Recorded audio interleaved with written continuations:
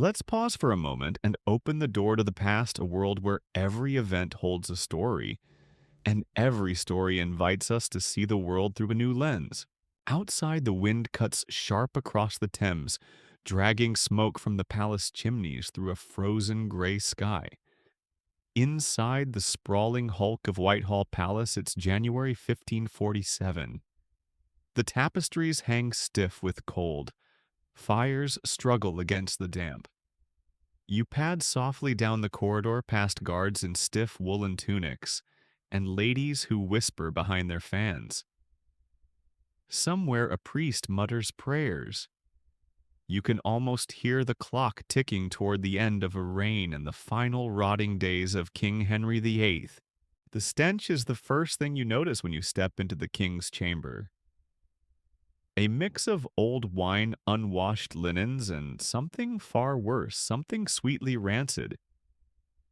Beneath a mound of furs and velvet, the man himself lies once towering, now nearly unrecognizable. Henry is enormous, not metaphorically, physically, corpulently. He may weigh over 400 pounds. His legs are wrapped in stained bandages that leak foul-smelling fluid. His eyes are bloodshot but calculating.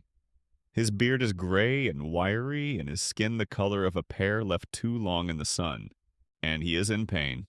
He shouts for more wine. Then a moment later he curses the wine for making him sick. A page is slapped. A doctor is summoned. A prayer is whispered. Then a silence settles as thick as the velvet drapes. You stand still, unsure whether to blink. So before you get comfortable, take a moment to like the video and subscribe, but only if you genuinely enjoy what I do here. And please post your location and local time in the comments. I love seeing how far this sleepy little history club reaches.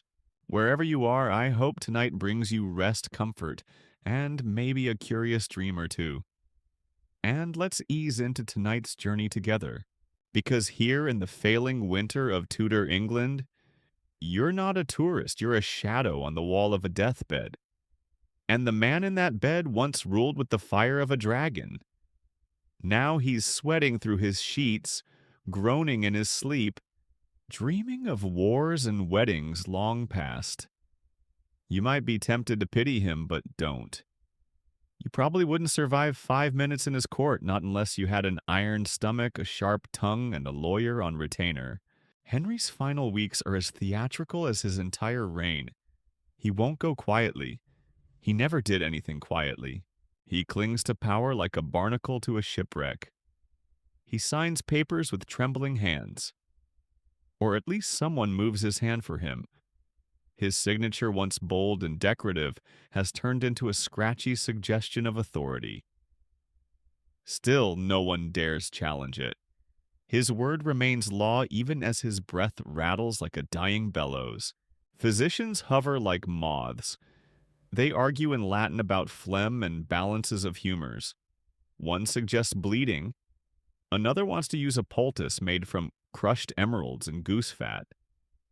Someone else swears by boiled roots and dried wolf liver. Nothing helps. The leg won't heal.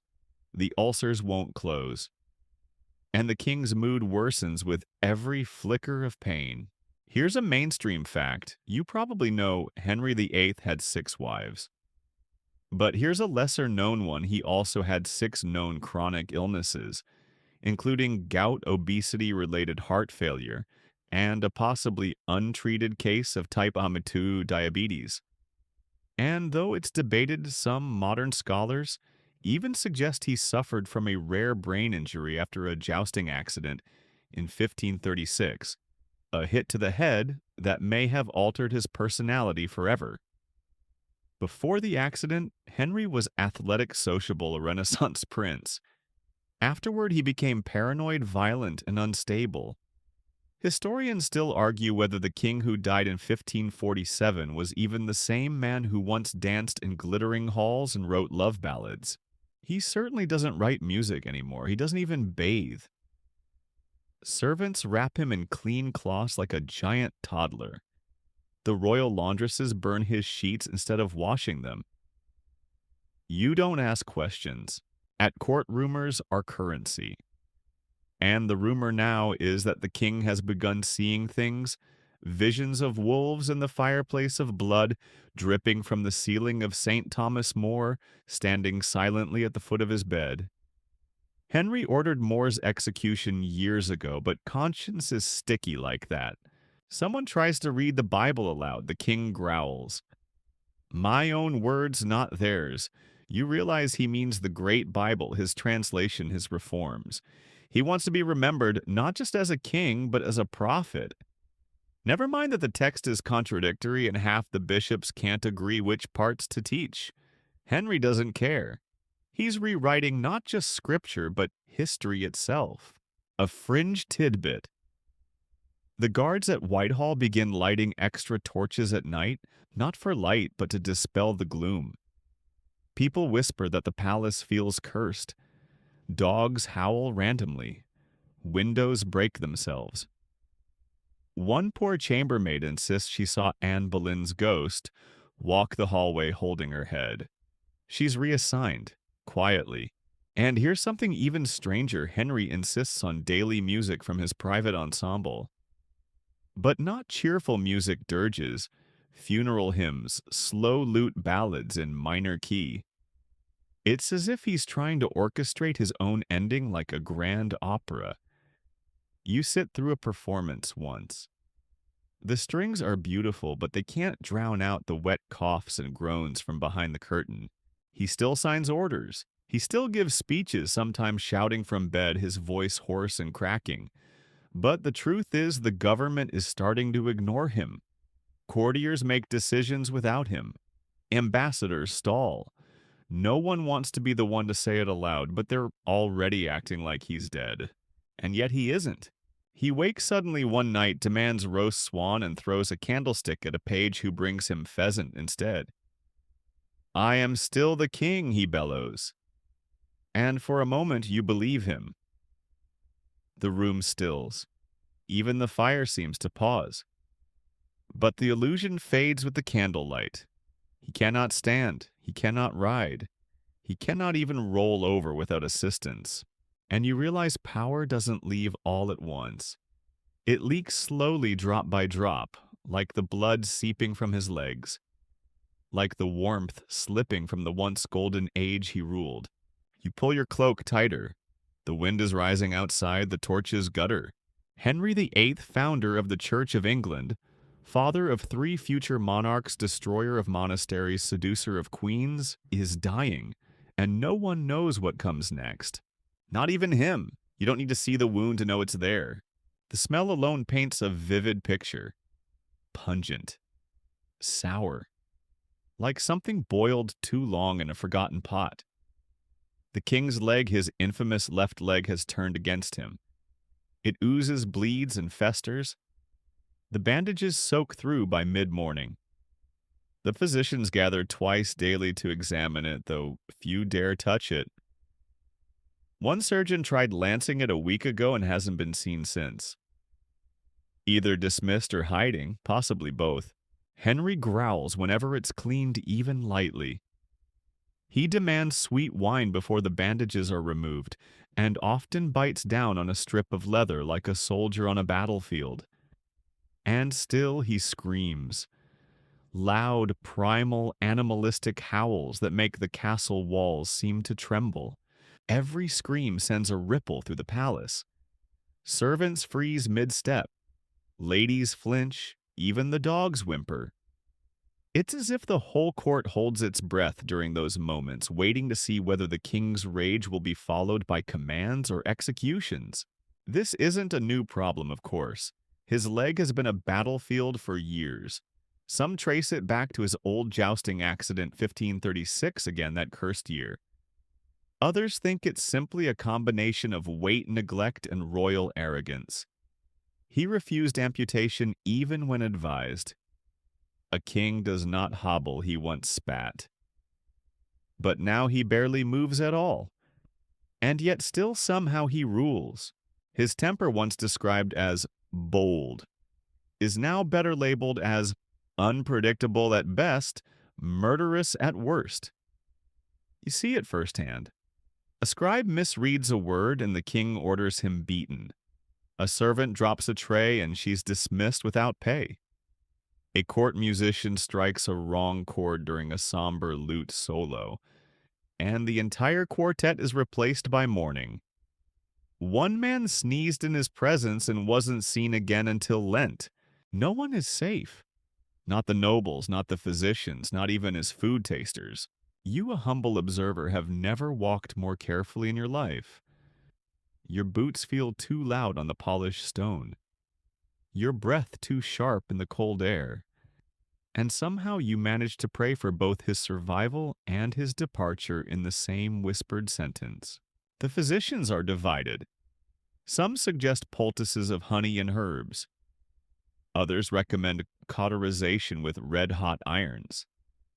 One fringe thinker insists that the king's humors are misaligned and offers a regimen of bloodletting, followed by crushed pearls dissolved in vinegar. Henry allows some of it, especially the more expensive treatments. If it costs a fortune, it must work right. Historians still argue whether these wounds alone were lethal, or whether they merely accelerated a broader physical collapse. Some suggest Henry had deep venous thrombosis.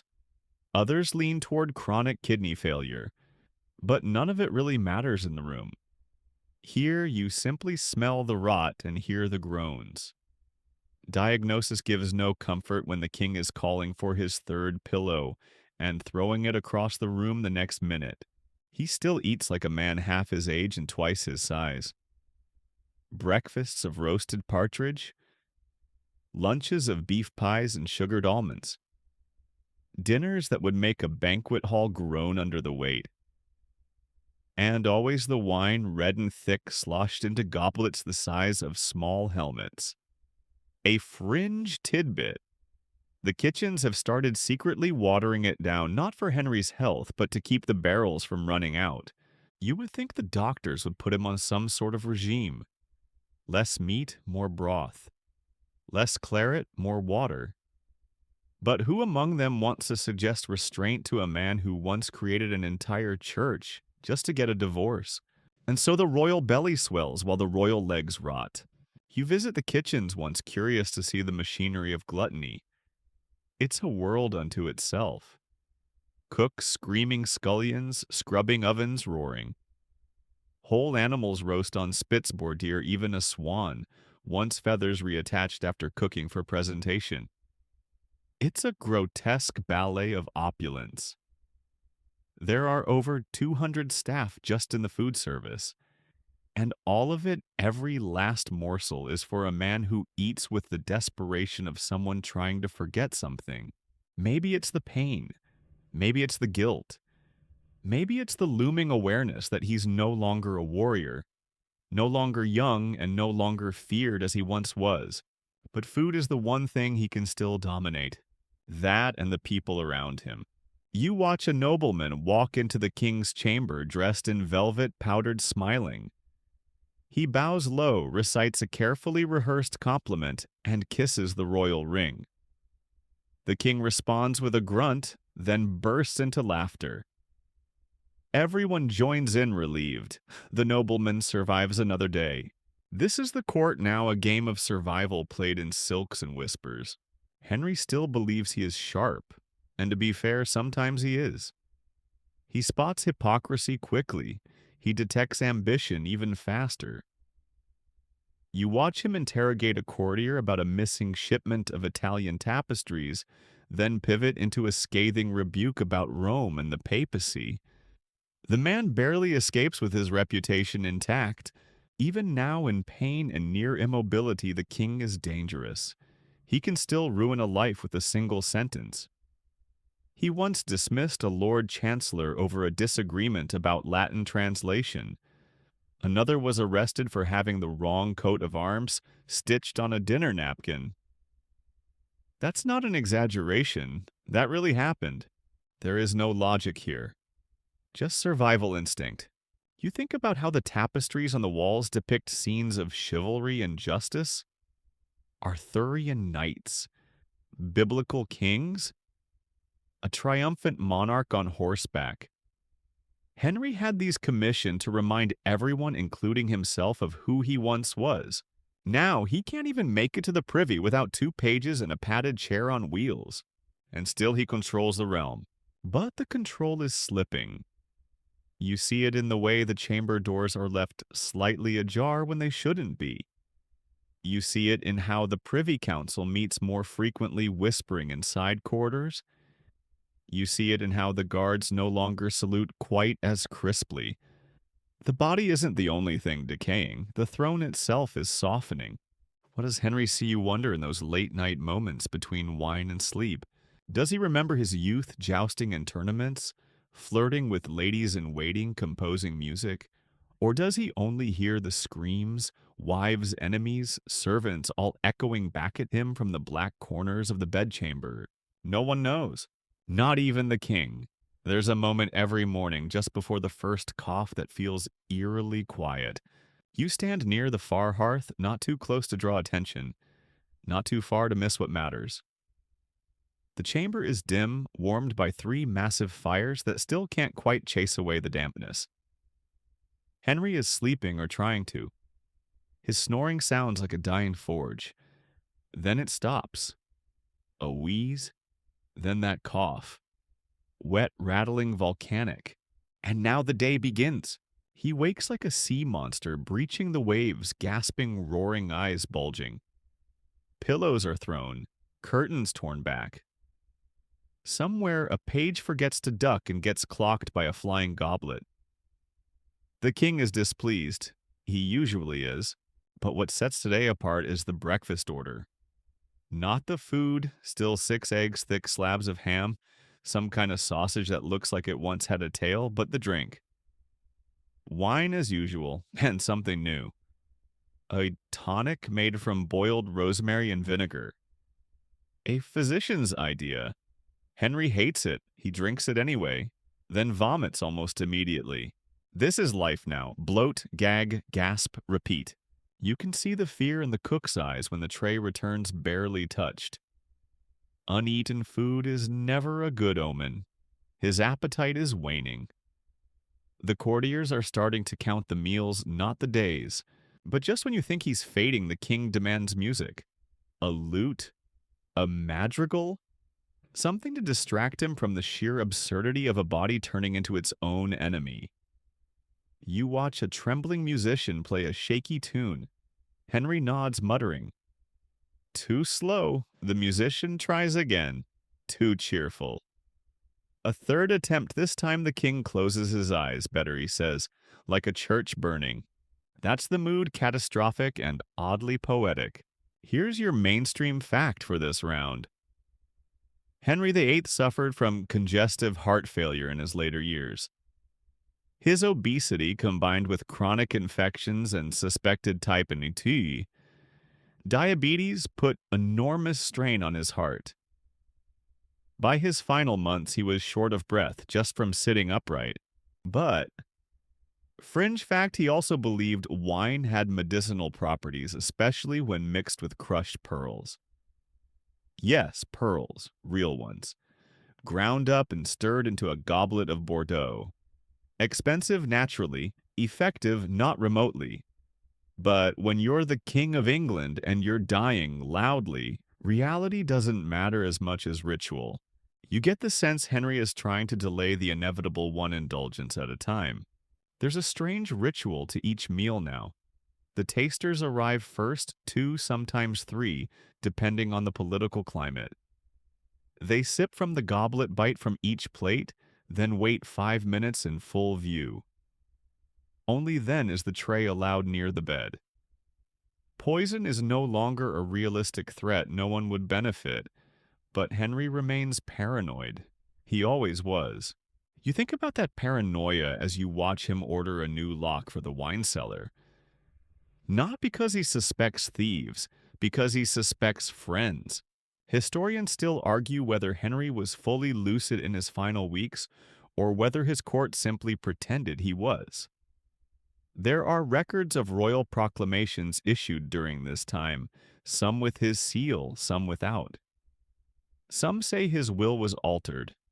Others claim it was never really finished. One scribe wrote that Henry nodded when asked to approve a document but didn't speak. Was that consent or just a dying man's tick? The ambiguity is chilling. There's another odd habit that's begun. Henry now insists on having certain foods brought in and never eaten.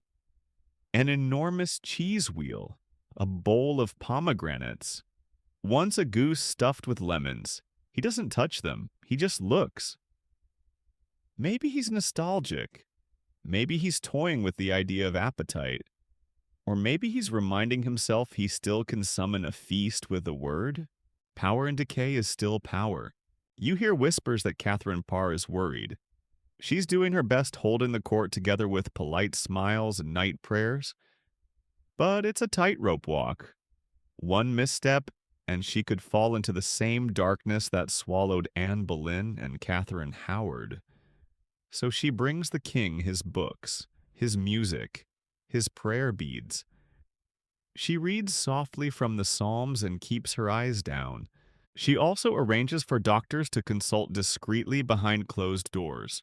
You catch one of them once just outside the chamber muttering to himself, "The liver is gone. The kidneys are gone. The stomach's no more than a wine barrel." Then he looks at you and smiles as if to say, "But he's still the king, isn't he?" A fringe tidbit. Henry once ordered an anatomist to dissect the bodies of criminals for study. Now those same methods are whispered about for him, except it's premature. He isn't dead. Yet. But they're planning. Drawing diagrams. Quietly arguing about where his embalming should begin. The atmosphere at court has shifted. It's not mourning yet, but it's something adjacent. Everyone walks slower, speaks softer. People have started wearing darker colors just in case. The court tailor has already prepared mourning garments for the key nobles. They're folded and stored in cedar trunks, ready to be whisked out the moment the bells toll. And still Henry demands roast beef. You watch a scene unfold, 3 servants lifting the king from bed with ropes and pulleys, trying to adjust his position. He groans like a tree being felled. The bed creaks under his weight. One servant cries out, her arm twisted in the rope. She's pulled away quickly, and another replaces her. No acknowledgement, no thanks. Just a low, gurgling sigh as Henry slips back into his cushions. He mumbles something about war, then something about God, then something about Jane Seymour. You realize he's not speaking to anyone in the room.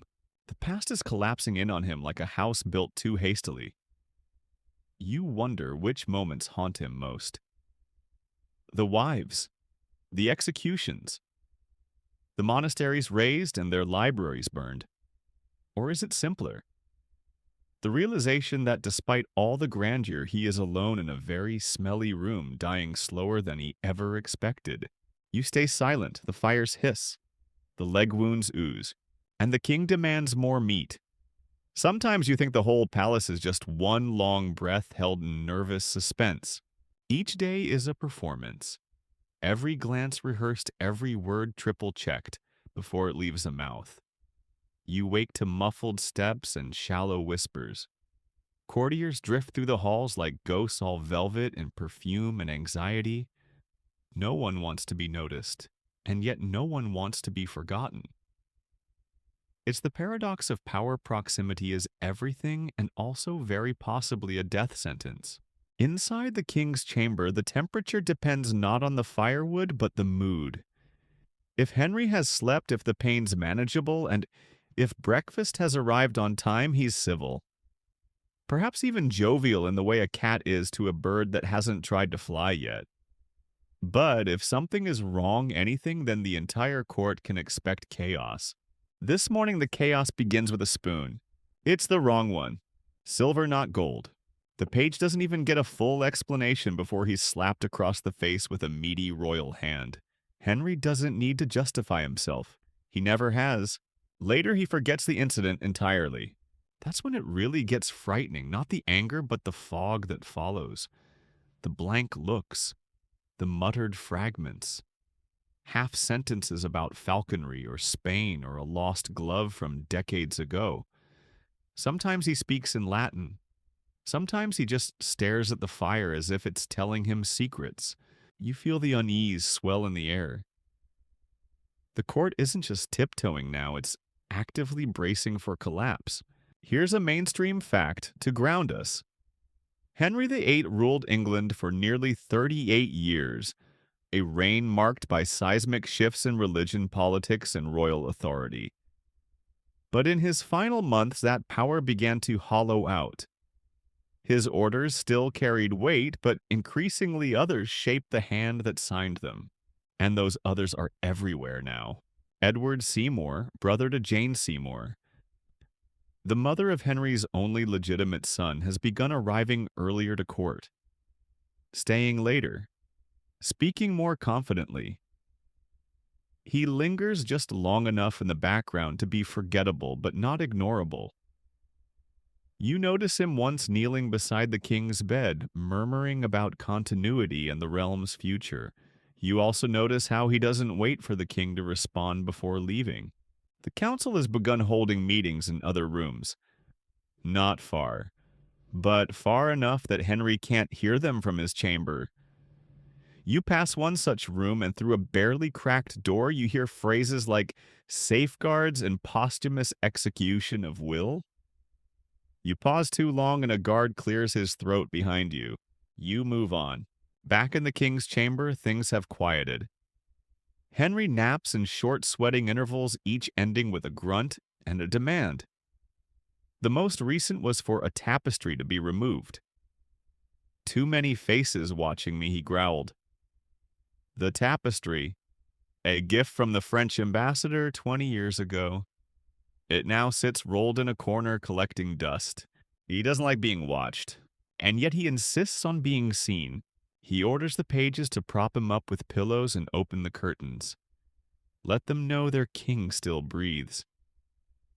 He manages a half smile for the chamberlain. You're close enough to see that his teeth are black at the gums. The smile is more grimace than gesture. Still, it serves its purpose.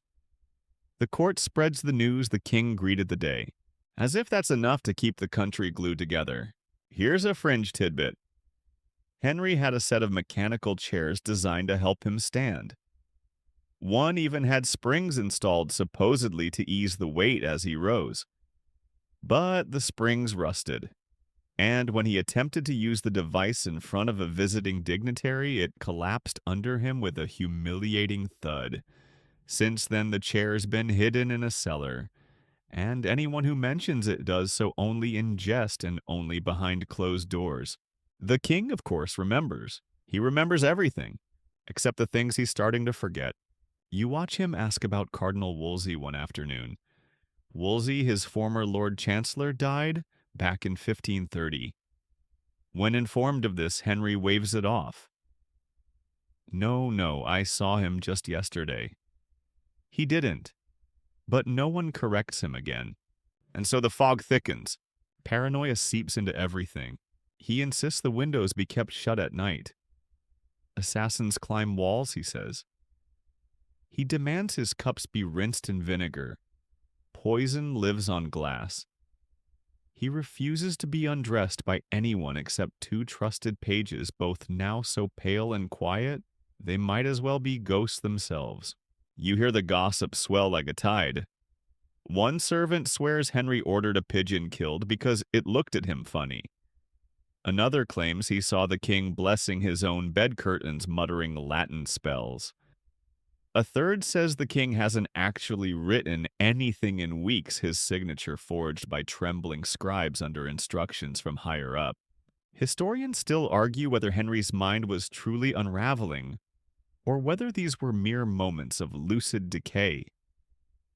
Was he mad senile or simply drowning in pain, grief, and wine? The records conflict. The court kept things vague, on purpose, because ambiguity is a weapon. If no one knows how well the king is or isn't, then no one dares move too boldly. No one knows when to grieve, or scheme, or flee, And in this atmosphere of suspended certainty, the people around him start to fray. You see it first in the Queen. Catherine Parr, ever composed, starts to slip. She forgets a prayer verse. She repeats herself over breakfast. Her hands shake slightly as she reads Henry's favorite psalm. She's walking a razor's edge wife, nurse, guardian, political hostage. And the strain is showing. Then there's the Duke of Norfolk, long loyal, now cautious. He stops speaking first in conversations. He watches everyone, and every so often you catch his eyes flicking toward the door, as if measuring the distance between allegiance and escape. Even the jester Will Summers, the king's favorite fool, has gone quiet. He no longer makes jokes about Anne's ghost with the wandering head, or those Protestants who can't decide on a hymn. He just sits, quietly, watching, waiting. You realize what's happening. The king's death has already begun. It's just being delayed by ritual denial and meat pies. The court walks slower. The dogs bark less. The silence grows heavier. And all the while Henry, flesh-failing, mind-fragmenting, insists he is still king. He bellows when his wine is late. He orders laws rewritten in the middle of the night. He demands his crown be placed at the foot of his bed. "So I may see it," he whispers. It sits there now, gilded, imposing, pointless. And still he breathes. If the crown at the foot of his bed is a symbol of power, it has become an odd one, less a reminder of majesty and more a paperweight keeping ghosts at bay. You wake today to the muffled sound of arguing behind the chamber door.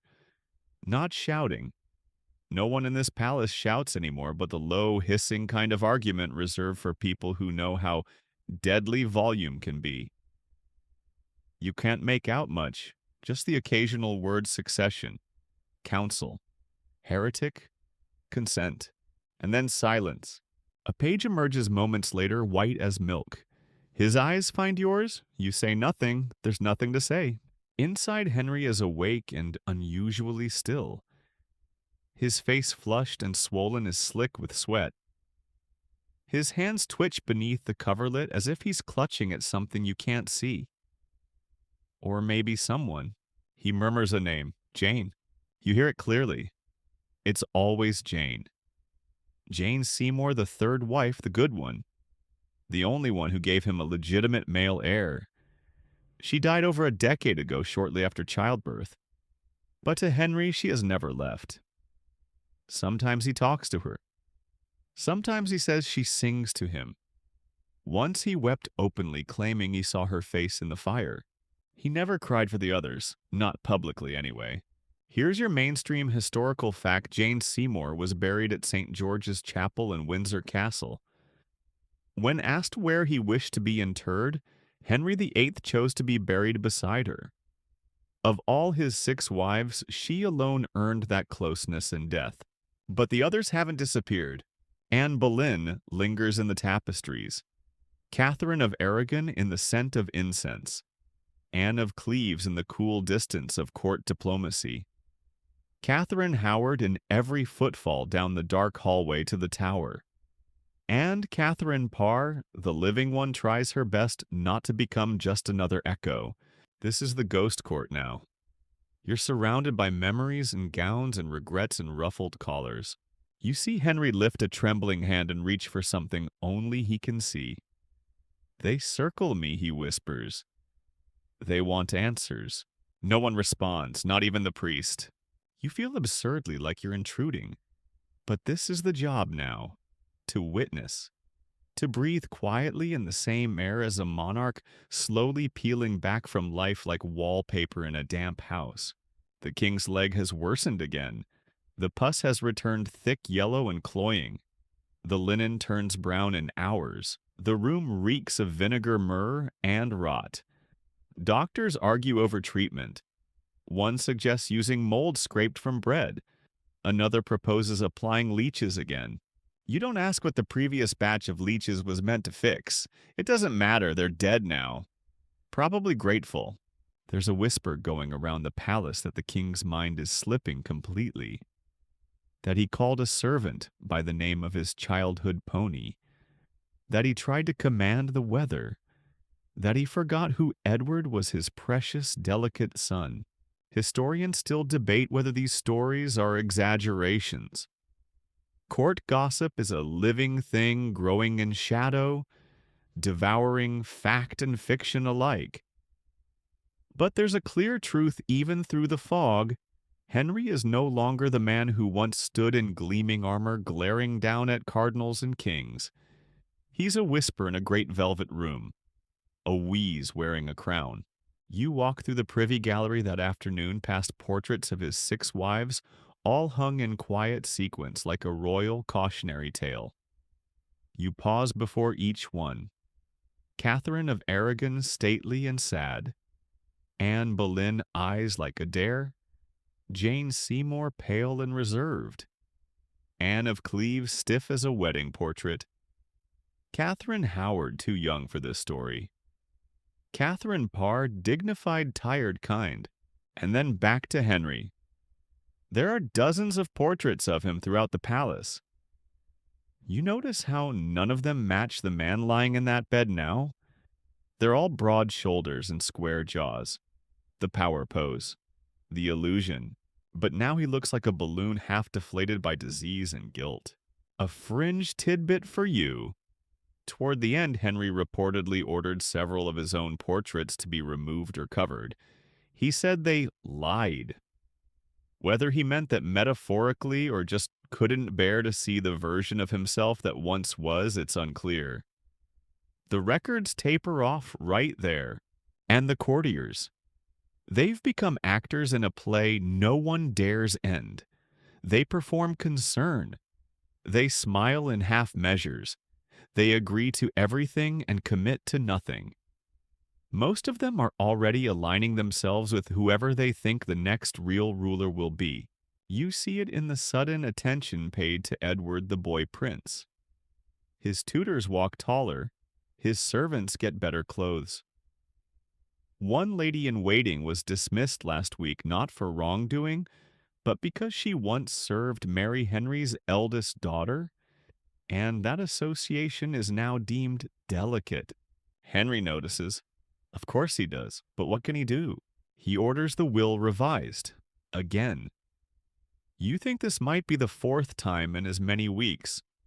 Names are added. Names are removed. Whole paragraphs about succession are scrawled and scribbled over. It's a jigsaw puzzle built on quicksand, and still he insists it be read aloud to him every night. You listen once. It's long, confusing, full of contradictions. It names Edward as heir, then Mary, then Elizabeth, then a regency council, then a caveat about foreign marriage, then an oddly specific mention of no Catholic interference. It's as if Henry wants to ensure the future and also ensure it belongs to no one but him. Here's another fringe detail. Some accounts claim that the will was signed using a stamp, a block of wax and metal that bore Henry's seal. By that point, his hand was too unsteady to write. Whether he truly approved the final draft or whether others did so for him is one of history's great unfinished footnotes. You leave the chamber as the wind outside picks up. The palace windows shudder. A raven caws somewhere above the roofline. You wrap your cloak tighter and quicken your pace down the gallery. Inside, Henry weeps, quietly, bitterly. Not from pain, but from a deeper place. Maybe it's grief. Maybe it's the creeping realization that he has built a dynasty not on stone, but on trembling boards. Or maybe it's something more primal, the knowledge that for all his crowns and coins and castles, he cannot control what happens next. The fire burns low. The crown stays at the foot of the bed. And the king, bloated, broken, terrified, clutches the air and calls for his dead wife once again. The bells don't toll yet, but the air carries their weight anyway. Whitehall is quieter than usual, which is saying something for a place where silence has become a form of etiquette. You notice the absence of laughter first, then the absence of footsteps. Even the dogs are subdued. A hunting spaniel slinks past your boot tail, low ears twitching. It knows something too. Inside the royal apartments, the windows remain shuttered though it's midday. Curtains hang heavy, and every candle seems reluctant to burn. Henry lies propped up like a crumbling statue, his body arranged more for display than comfort. His fingers are swollen, the skin stretched shiny like overfilled sausages. He no longer wears rings, they had to be cut off. He stares into space, not out the window he hasn't seen daylight in weeks, but into a corner of the room where nothing is, but everything seems to gather. He's murmuring again. This time it's about Edward, his son. Tiny, sickly pale Edward, barely 9 years old and already bearing the weight of an empire. You've seen him once, briefly brought in by his handlers like a relic too precious to touch. He didn't speak, just looked around with enormous eyes and then bowed so low you feared he'd never come up again. Henry watches the corner. He will be strong, he says, breath raspy. He must be strong. But no one believes it. Not really. Here's your mainstream fact. Edward VI would inherit the throne just days after Henry's death at age 9. His reign, heavily dominated by regents, lasted only 6 years. He died at 15. Scholars have long described him as intelligent and devout, but physically weak, another royal built more in hope than health. Henry doesn't know that. Yet. He's still clinging to the vision of a strong Tudor line stretching into eternity.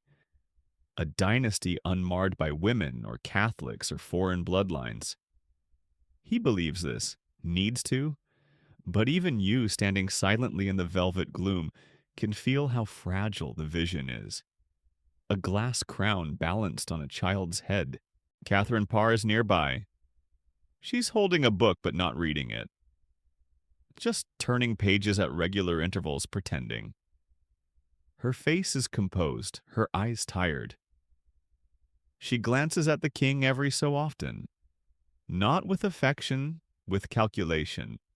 Like a woman measuring the space between survival and suspicion. A fringe tidbit.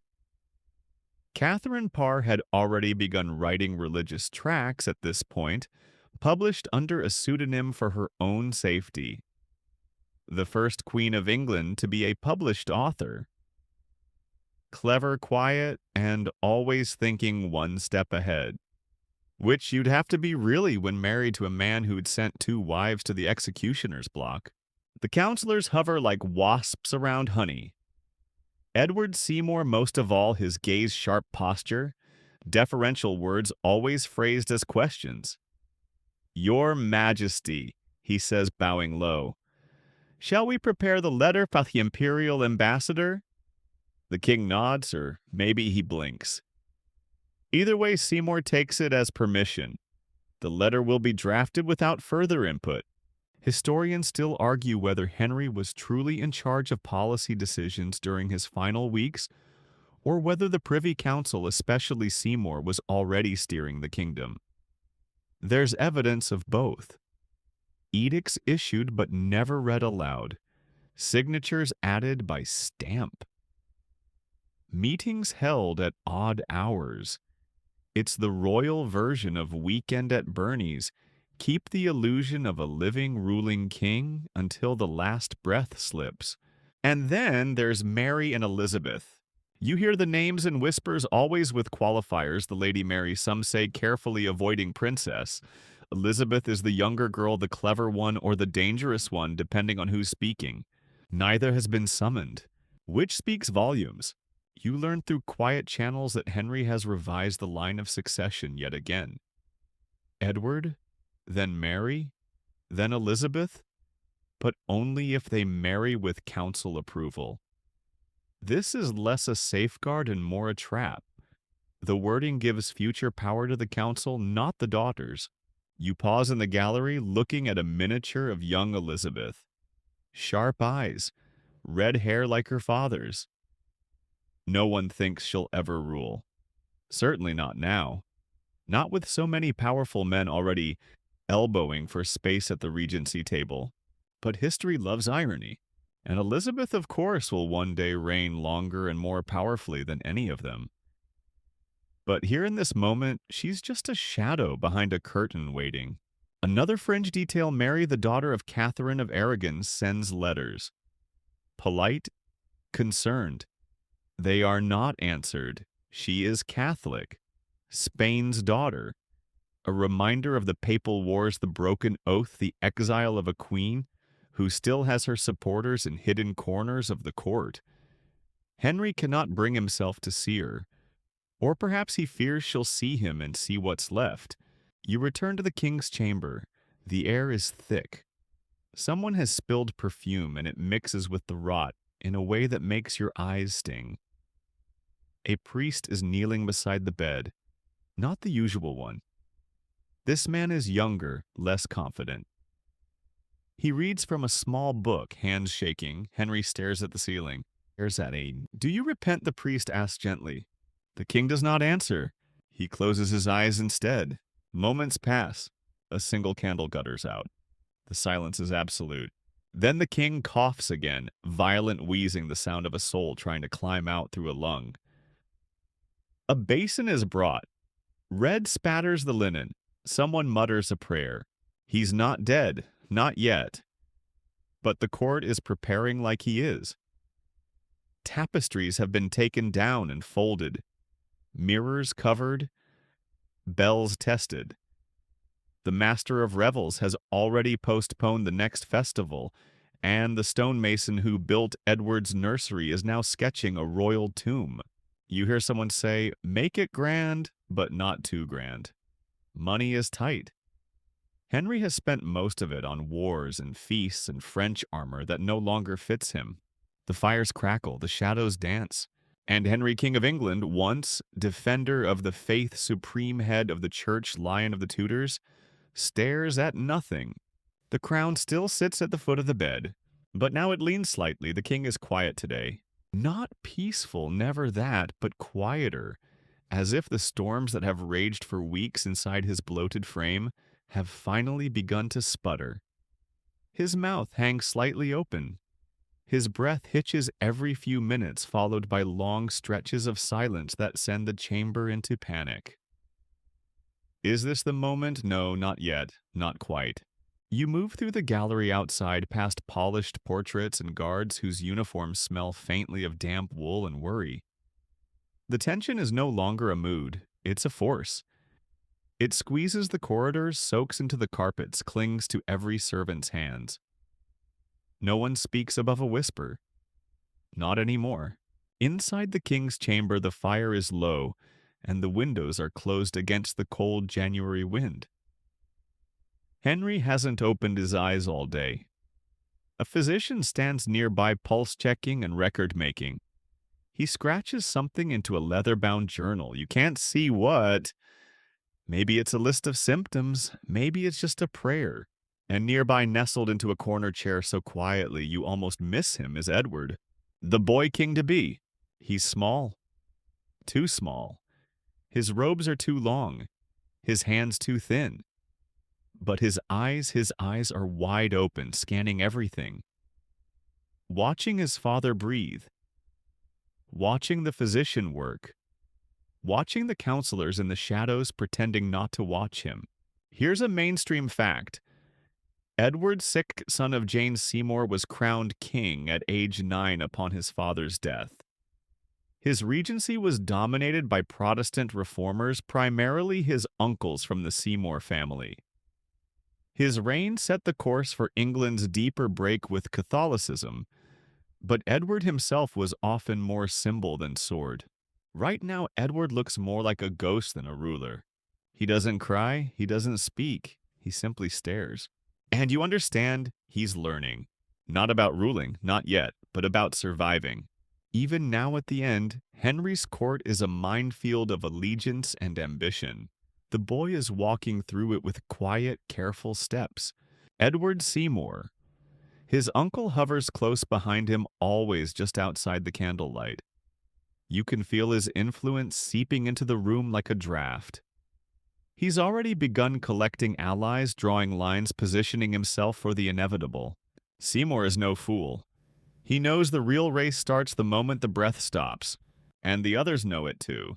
Thomas Wriothesley, the Lord Chancellor, moves through the halls with a face like weathered marble. Archbishop Cranmer, cautious and shrewd, says his prayers more often these days, but always glances toward the door while doing so. And others lesser nobles, secretaries, keepers of keys, watch one another with sidelong suspicion. There's a plan. Of course there's a plan. But everyone is also ready to change it. The king has ordered his will revised so many times it's become more philosophical than legal. Edward is the heir, yes, but who holds the scepter for him remains a topic of dangerous conversation. Historians still argue whether Henry truly named the regents himself, or whether the final list was composed after his faculties had faded. The names included Edward Seymour, John Dudley, Archbishop Cranmer, reflect a clear tilt toward Protestant interests.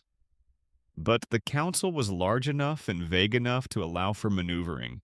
What's certain is this power, real power, is about to become unmoored from Henry's corpse.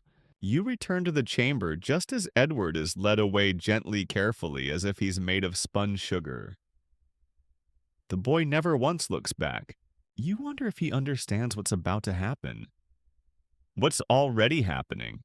A fringe tidbit.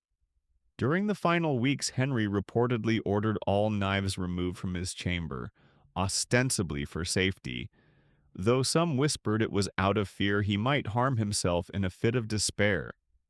Others joked the fear was not for him, but for the people around him. The joke was never repeated twice. Later that afternoon, a new robe is delivered. Not for the king, for Edward. Royal purple. Fine velvet. Sized to a boy still learning his Latin declensions. It's folded neatly, placed in a cedar box, and carried into a separate chamber. A page sees you notice it and quickly shifts it out of sight. There is no mourning yet, no announcement, no bells, and yet the preparations are unmistakable. Another robe appears 2 hours later. Black this time, for Seymour. You hear someone mutter, "The boy will sit, the uncle will rule." And just like that, it's a kingdom in waiting. Henry's mind drifts in and out of coherence. When he speaks now, it's in fragments. France. They run. Tell Brandon, tell him the horses need. And then nothing. Sometimes he moans, sometimes he just wheezes. Once you swear he says Elizabeth, but no one answers. You learn through rumor that Mary has written again. A letter sealed with red wax ignored on the chamberlain's desk. No one wants to hand it to him. No one wants to see how he'll react. The last time her name was spoken aloud, Henry ordered a bishop removed from his post for papist sympathies, a fringe tidbit. One of the last books Henry requested to be read aloud was The Sayings of the Philosophers, a strange moralistic text popular during his youth. Its final lines emphasize the fleeting nature of life and the legacy of wise kings. According to one account, Henry wept quietly while listening. According to another, he fell asleep. Both could be true. That night, the king is given a rare moment of peace. A sedative opium tincture most likely is slipped into his wine. He sleeps more soundly than he has in weeks. His snores are deep and rhythmic. You find yourself exhaling a breath you didn't realize you were holding. In the stillness, the crown is polished. The sword is sharpened. The chamber is cleaned. And Edward's new shoes, too stiff, too shiny, are placed outside his door. The prince will wear them soon. But not tonight. Not quite yet. It begins with blood. Not a heroic splash in the battlefield, or some poetic last gasp in a gilded chamber, just another coughing fit in the dead of night. And this time, more than usual comes up. Thick, dark, clotted. You see it soak the linen like ink poured onto paper. The attendants panic. A basin is knocked over. A candle sputters out. One servant retches quietly into her apron. The king does not stir. He's unconscious, or perhaps simply beyond conscious, floating somewhere between prayer and plague. The physician does not speak. He simply places two fingers on the king's neck and waits. A long, long pause. Then a nod. He still breathes, but barely. You return to your post near the corner of the room where the fire throws long, flickering shadows. The crackle of the logs competes with the sound of labored breath and hushed prayers. No one dares speak above a whisper now. The news spreads before dawn. The king is failing. That's the phrase they use, failing. Not dead, not dying, just unraveling. Courtiers begin arriving in layers of black with cheerful cloaks over top, like funeral attire hidden beneath carnival masks. The council gathers without summoning. It's not official. It doesn't need to be. You hear Seymour say, "We begin preparations." Someone corrects him, "contingency preparations." He does not reply. Here's your mainstream fact. In the final days of Henry's life, the royal household began orchestrating the transfer of power long before the king officially died. It was a carefully managed performance of control, a realm held steady by ritual secrecy and sheer political theater. And the theater is in full swing now. The bed is cleaned. The linen's changed. The basin replaced. But you can tell no one expects it to matter. The scent of decay has grown bold. The physician starts carrying herbs in his sleeves. The pages wear gloves. Someone suggests airing the chamber. The idea is rejected immediately. No air must get in, no news must get out. A fringe tidbit legend says that Henry's massive body had to be packed with straw and wrapped in sheets soaked in wine to slow decomposition after death. Whether this began before his final breath is one of those historical questions no one wants answered. But straws fetched, quietly, unlabeled, not discussed. Catherine Parr no longer reads to him. Instead, she sits with her hands folded in her lap, eyes fixed on the fire. She speaks only when asked, and even then her voice has the quality of a woman praying not to be remembered. You wonder if she's already planning what comes next. A quiet life in the country, books, safety, anything but this. The lords circle like hounds in a slowing hunt.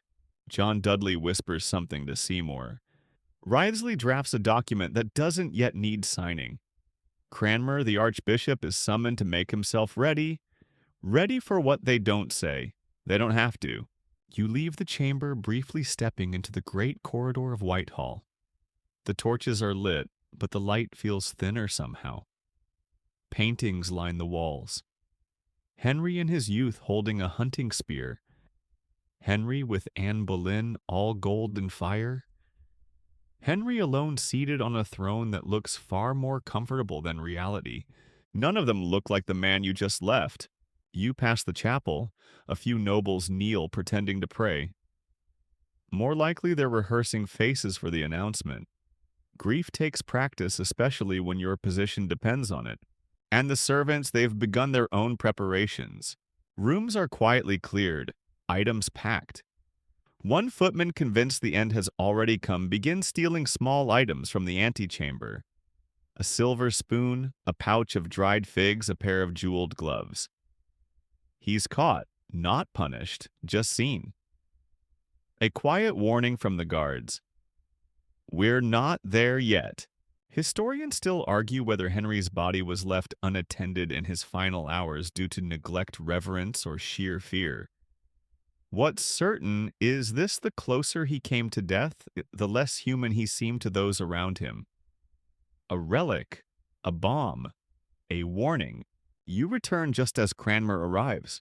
He walks slowly, dressed plainly, a worn Bible in hand. His face is pale but resolute. He approaches the bed. The others step back, all except Seymour, who remains by the window, pretending not to listen. Your Majesty, Cranmer whispers, "Do you wish to make peace with God?" Henry's eyes do not open. He does not respond. Cranmer hesitates, then leans closer. If you trust in Christ, squeeze my hand. Silence. Then barely a twitch. A slow closing of the fingers, not a grip, a murmur of motion. The last one, maybe.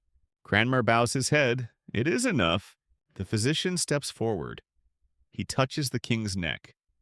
Waits. Still alive, but now just barely. The decision is made. The death will be kept secret, at least for a time.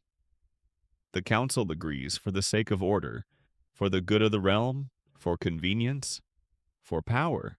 A fringe tidbit after Henry's death, his passing was not announced for nearly 3 days. During that time, official business continued as if nothing had happened. Documents were signed in his name, orders given, ambassadors lied to.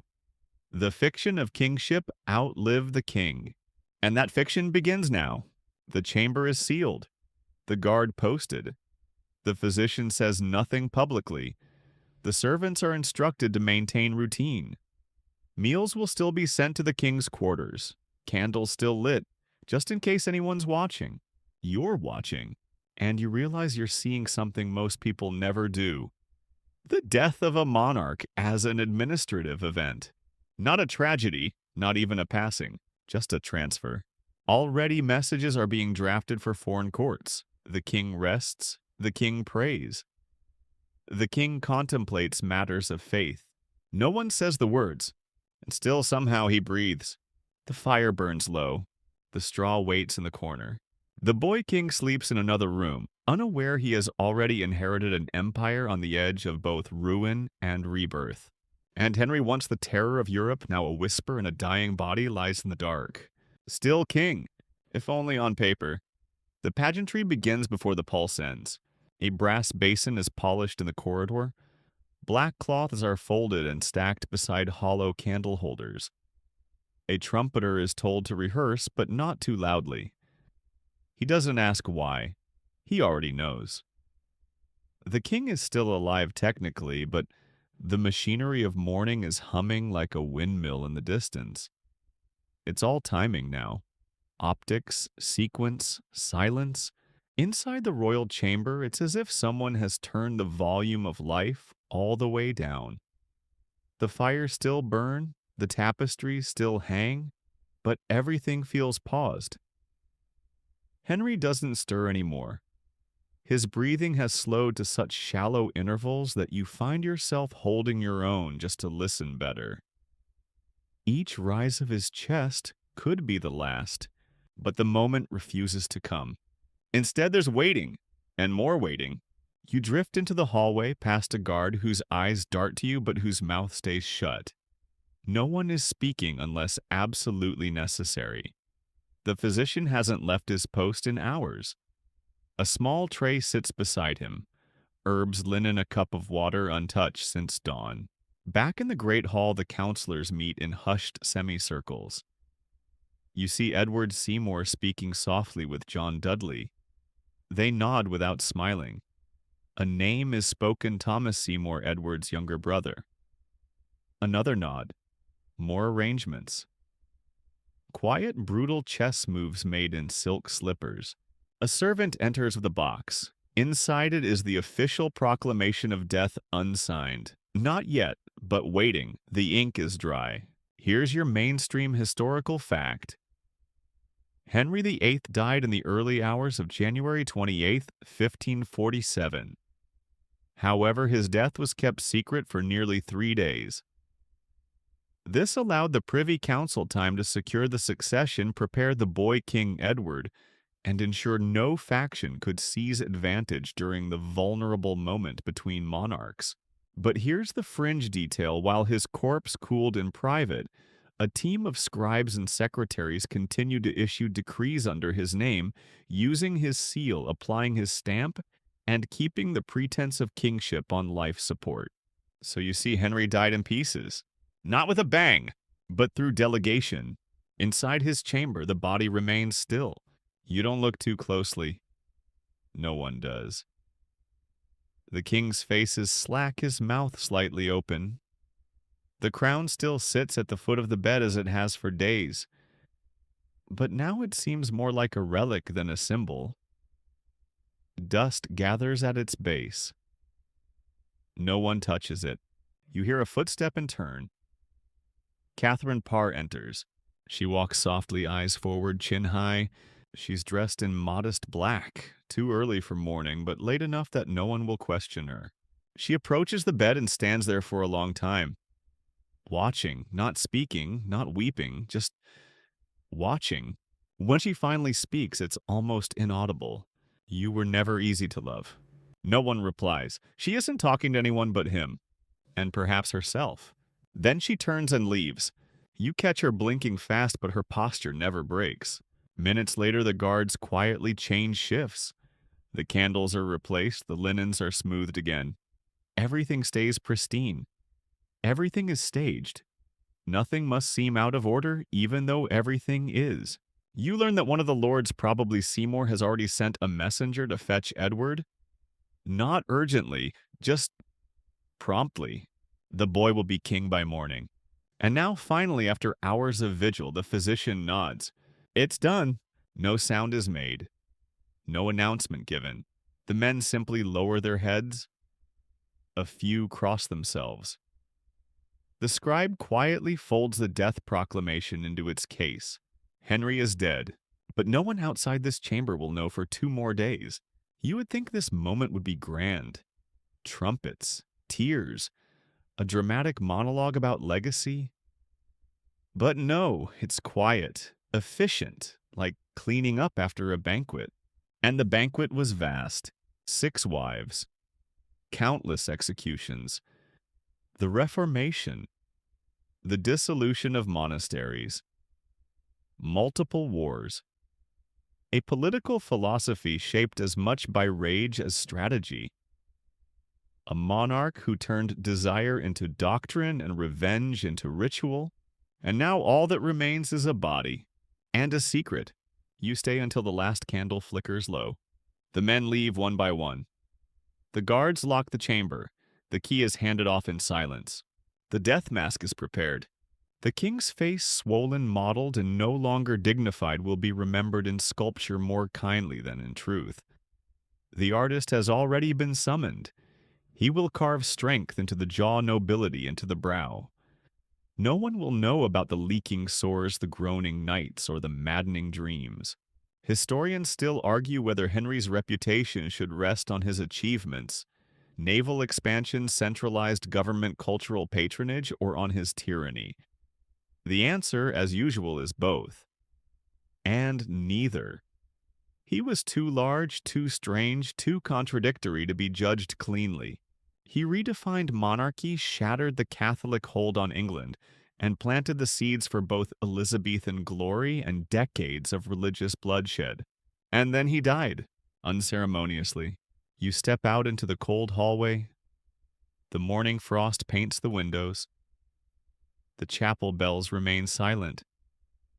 The servants pretend nothing has happened. But the smell has already changed. So has the air. The king is dead. Long live the king. The king's chamber remains locked. Curtains drawn. Guards posted. Inside, the body cools, slowly losing what little human warmth remained, while outside the realm continues to breathe as if nothing has changed. This is the strange in-between. The twilight of kingship, a world suspended. You walk past nobles who nod as they pass but refuse to meet each other's eyes. No one wants to be the first to break the illusion. Henry VIII technically is still alive to the realm. His orders for the moment still carry weight. His silence is just that silence. Nothing more. Of course, everyone knows it's a lie, but it's a very convenient lie. Overnight, the Privy Council has drafted 3 letters under the late king's seal. One to the French ambassador reiterating His Majesty's position on Picardy. Another to the imperial court offering condolences for illness in the Habsburg household. A third, perhaps the strangest, to a bishop in Wales approving the relocation of church plate to London for safekeeping. All signed Henry R., all fabricated. Here's your mainstream historical fact. After Henry's death on January 28th, 1547, the council deliberately delayed the public announcement for 2 days, citing the need to secure the succession. During this time, governmental duties continued as if nothing had happened, documents signed, officials appointed, and communications dispatched as if the king were simply ill. You see the forgeries happen in real time. A stamp carved in brass warm from candle flame is gently pressed into wax. No hand ever holds the pen. You pass through the corridor near the chapel royal where Mass is held twice daily. The service today is solemn, a bit slower than usual. There are more pauses than notes, but no one mentions the king. Not directly, not even during prayers. It's as though he's become a spirit already acknowledged by absence, honored by omission. Meanwhile, the council gathers in earnest. Edward Seymour is now referred to behind closed doors as Lord Protector. He hasn't been formally appointed yet, but that doesn't stop the guards from saluting him with the stiffness they never used before. John Dudley stands close to him, always speaking quietly, always holding documents that need urgent attention. Wrathsley, the Chancellor, seems nervous. He touches his collar too much and speaks too quickly. Archbishop Cranmer remains stoic, though his eyes are red. Lack of sleep, perhaps, or something heavier. And Edward is being prepared. You glimpse the boy in a side corridor being fitted for a new doublet. Not too elaborate, not yet, but richly dyed with fine embroidery at the cuffs. A tutor quizzes him softly in Latin. He answers correctly but flatly. No smile, no questions. He knows. Everyone pretends he doesn't. That afternoon, a messenger rides out toward Windsor with a chest containing the royal seal and 2 signed copies of the king's last will and testament. There's a debate about which draft is most valid. No one knows for certain. The documents contradict themselves. Paragraphs were added late, names removed, scribbled notations barely legible, but the stamp is there. That's all that matters now. Historians still argue whether Henry's will was forged or merely clarified after his death. Some claim the document was altered to elevate Seymour's power. Others argue that Henry's final orders were too contradictory to obey anyway, and that the council simply chose the version that suited them best. A fringe tidbit. The last confirmed act issued under Henry's name 2 days after his death granted a small estate in Kent to a minor courtier whose family later claimed divine favor had secured the gift. In truth, it was likely just an oversight no one bothered to correct. The palace is full of such oversights now. Meals are still prepared for the king. A full tray is sent up and returned untouched. The staff are instructed to say His Majesty is not taking meals presently. It's a ritual now, an elaborate performance of absence. You slip into the gallery that evening and watch the sun die behind stained glass. One window shows Henry as Solomon dispensing justice beneath golden light. The irony is overwhelming. His justice in life was never so clean. You remember the executions, the trials, the wives, the boiling paranoia that soaked every parchment he ever signed. He built England into something new, yes, but also something fearful, something watchful. And now the realm holds its breath, unsure whether it can exhale. Later in the servants' quarters, a quiet joke spreads. Has anyone seen the king today? No, but I hear he's sleeping very soundly. No one laughs loudly. It's not safe yet. A fringe tidbit. It was rumored that the dogs in the palace, the greyhounds, mastiffs, and hunting hounds, refused to enter the royal chamber after the king's death. Some say they whimpered and ran. Others claim they simply stood at the threshold and stared. Dogs know things, and so do people. They know that this delay isn't about grief. It's about power. About getting everything ready before the truth is told. The funeral plans are drafted. A massive procession naturally. Black horses, white gloves, trumpets in minor keys. a coffin shaped like a cathedral. But not yet. The body must rest first. The embalming must begin. The public must not see him not in the state. You wonder how they'll describe it. Peaceful, majestic, glorious in repose. You saw the truth. It was none of those things. It was slow, gurgling, fragmented, like his kingdom, like his soul. And yet the people beyond the palace walls still light candles for him. Bakers still shape bread into royal symbols. Blacksmiths polish swords for Edward's coronation. In pubs, toasts are whispered for the old king and louder ones for the new. Life continues, and within the palace, death waits in silence. The death of Henry VIII, a king who made himself England's son, has passed without a single ray. Tomorrow they will tell the realm. Tonight they print the final lie. The lie ends at sunrise. The morning is bitterly cold, the kind that seeps through stone walls and cracks the varnish on painted doors. Snowflakes drift slowly across the palace grounds, lazy and directionless. Inside, everything is already in motion. You hear it first, not bells, not trumpets, but the shift in footsteps. Purposeful, heavy, boots on tile heels clicking with authority. The courtiers are no longer whispering. They're speaking deliberately and with just enough volume to be heard. The king is dead. The words at last have form. A proclamation is read in the courtyard just after the 9th hour, delivered by a herald in full regalia voice, quivering only slightly. It has pleased Almighty God to call to his mercy the most high and mighty Prince Henry VIII. You stand among servants, scribes, grooms, and guards watching as the reality, though long suspected, finally takes root. Gasps, a few audible sobs, but mostly silence. It's a strange thing watching the end of an era declared in one sentence.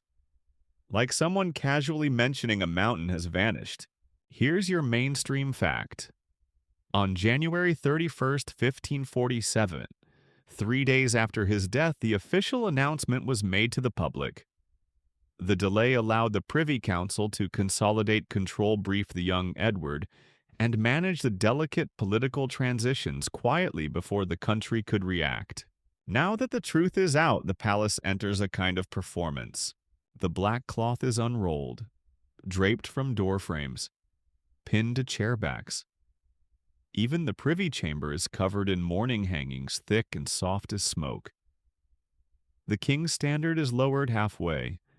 Black gloves are distributed. The choirs switch to funeral chants. A bell begins to toll in the chapel royal, once every 60 seconds. You count the beats. 30, then 60, then more. It doesn't stop. Henry's body is being prepared. He will not lie in state here, not in Whitehall. He will travel to Windsor to rest beside Jane Seymour, the only wife who gave him a son, the only wife he chose to join in death. The embalming begins behind sealed doors. You hear rumors that his body split open, that the stench forced the surgeons to work blindfolded, that wine-soaked cloth wasn't enough, that wax was poured down his nostrils to preserve his dignity, that the coffin had to be re-nailed midway through transport. Historians still argue how much of it is true. Most agree the body was so bloated that special precautions were necessary. But the more grotesque details, like the corpse exploding in its coffin, remain half myth, half warning. Regardless, the room is sealed with velvet and prayers. You are not invited back in. Instead, you are directed to observe the next theater, Edward's proclamation. The boy stands atop the small wooden dais in the inner courtyard, flanked by Seymour and Cranmer. He's wearing that same velvet doublet you saw fitted days earlier, now adorned with the royal sash. A gold circlet rests atop his pale head, not yet a crown, but close. He speaks, barely above a whisper. "I am your king." There is no cheering, just a long moment of silence followed by a ritual chant. "Long live the king." It ripples outward like a stone in a still pond, the sound growing more certain with each repetition. Edward nods once, then descends the steps and disappears into the arms of the council. A fringe tidbit. Edward reportedly didn't cry at the death of his father, not in public. Privately, he may have mourned, but most accounts note that he simply stared ahead as if performing a task he had rehearsed in his dreams. Some believe he didn't fully understand what it meant. Others think he understood far too well. By midday, Whitehall has changed. The furniture has been rearranged. The banners replaced. The courtiers have swapped rings, mourning brooches, black silks. Already they're whispering about Edward's coronation. You overhear Seymour say he'll be crowned before Lent. The planning begins immediately. Which robes? Which horses? Which lords will carry which staves and staffs and scepters? The goldsmiths are summoned, so are the musicians. The coronation will be a spectacle not for grief but for continuity. Because power does not mourn, it moves. Catherine Parr is granted leave to retire from court. Politely, formally, with honors. She does not fight it, she packs quickly. By twilight, she is gone. You linger in the chapel that evening. It's full of people, yet strangely quiet. The smell of beeswax and frankincense fills the air. Candles flicker in high sconces. The choir sings something old, low, and Latin, a psalm about dust. You recognize the line, "For he knoweth our frame, he remembereth that we are dust." The coffin will depart tomorrow for Windsor. 45 miles pulled by black-plumed horses accompanied by more than 1,000 mourners, dozens of torchbearers and so many trumpeters that the sound will echo for hours along the riverbank. But tonight Henry remains here.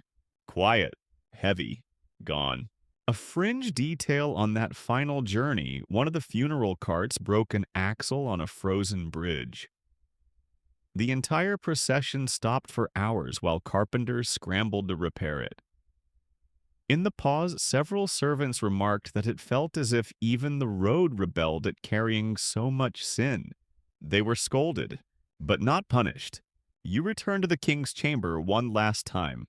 It's empty. The crown is gone. The velvet pillows removed. The air cleared of its cloying stench. The fire has gone out, and the only thing left is the imprint of a man who thought he was England, but who in the end was only flesh and fever. The coffin leaves at dawn. You stand among 100 others wrapped in furs and silence watching, as Henry VIII begins his final procession, not on horseback, not in triumph, but in a long-wheeled hearse, draped with black velvet and stitched with golden Tudor roses. 6 heavy horses pull it slowly through the frost-crusted courtyard, their hooves muffled by straw. Each one wears a plume of black feathers. Their handlers say nothing, only glance down as they walk. No cheers, no trumpet blasts, not yet. This is not coronation. This is consequence. You follow the cortege through the gate past the cold brick walls of Whitehall. The air smells like candle wax and horse sweat. The sky is iron gray, the color of unfinished thoughts. Men line the roads, heads bowed. Some cross themselves, some simply stare. Here's your mainstream historical fact. Henry VIII's funeral procession was one of the grandest in Tudor history. It stretched for miles, taking several days to reach Windsor Castle. Thousands attended. Hundreds rode in formal mourning. The crown was carried before the coffin, a visible reminder that even kings walk behind their legacies. But Henry doesn't walk at all anymore, and the crown no longer rests near his body. It rides alone high on a velvet pillow, carried by a silent nobleman on a white horse. It doesn't shine the way it used to. Perhaps it never did. You notice how the court keeps its distance from the coffin. No one walks too close. Not from fear exactly, though that plays a part, but from something older, something primal. As if death still clings to the box like perfume on silk. A fringe tidbit. Henry's coffin was said to be so heavy it caused the wheels of the carriage to creak and splinter during the journey. In one village, it cracked entirely and black fluid reportedly leaked onto the cobblestones. A dog licked it before being chased off with stones. That part might be folklore, but no one's denying the damage. By the time the cortege stops to rest, the horses are panting, and the wheels are wrapped in chains. Carpenters hammer fresh supports under torchlight, while monks chant the same psalm again and again, Domine refugium factus est nobis. Lord, thou hast been our refuge. You spend the night in an inn crowded with soldiers, mourners, and messengers. No one drinks. They sit close, sharing food from travel sacks, whispering about the future. Some speak of Edward, some of Seymour. One merchant loudly predicts war within a year. Another says nothing will change. Everyone avoids speaking of the king. It's as if death has made him impolite. The next morning, you rise to find the cortege already moving again.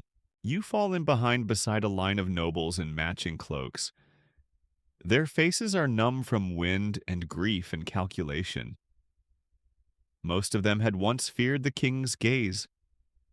Now they fear what comes after him. Historians still argue whether the elaborate funeral was meant to honor Henry or distract from what he left behind. England was by 1547 deeply divided. Catholic and Protestant tensions simmered. The treasury was nearly empty. Foreign alliances were fraying. And the boy king, sweet bright-eyed Edward. He was a shadow on a fragile throne. The funeral served a purpose. Not just to bury the king, but to stabilize the ground beneath the living. You pass fields, rivers, sleeping hamlets. Each stop brings new mourners, priests, lords. Representatives of once feared monasteries now turn to rubble. Everyone pretends. Pretends they loved him, pretends they feared him, pretends they knew him. But who really did? Henry had been many things: lover, tyrant, patron, poet, butcher. But never simple, never safe. Even in death, he commands both awe and exhaustion. You arrive at Windsor on the third day. The sky has turned pale sun filtering through bare branches. St. George's Chapel looms ahead, stone and shadow and promise. The choir sings from the walls, drums beat once, twice, then fall silent. The coffin is carried inside by 6 yeomen groaning beneath its weight. Every step is measured, every glance rehearsed. Inside the chapel, the tomb awaits.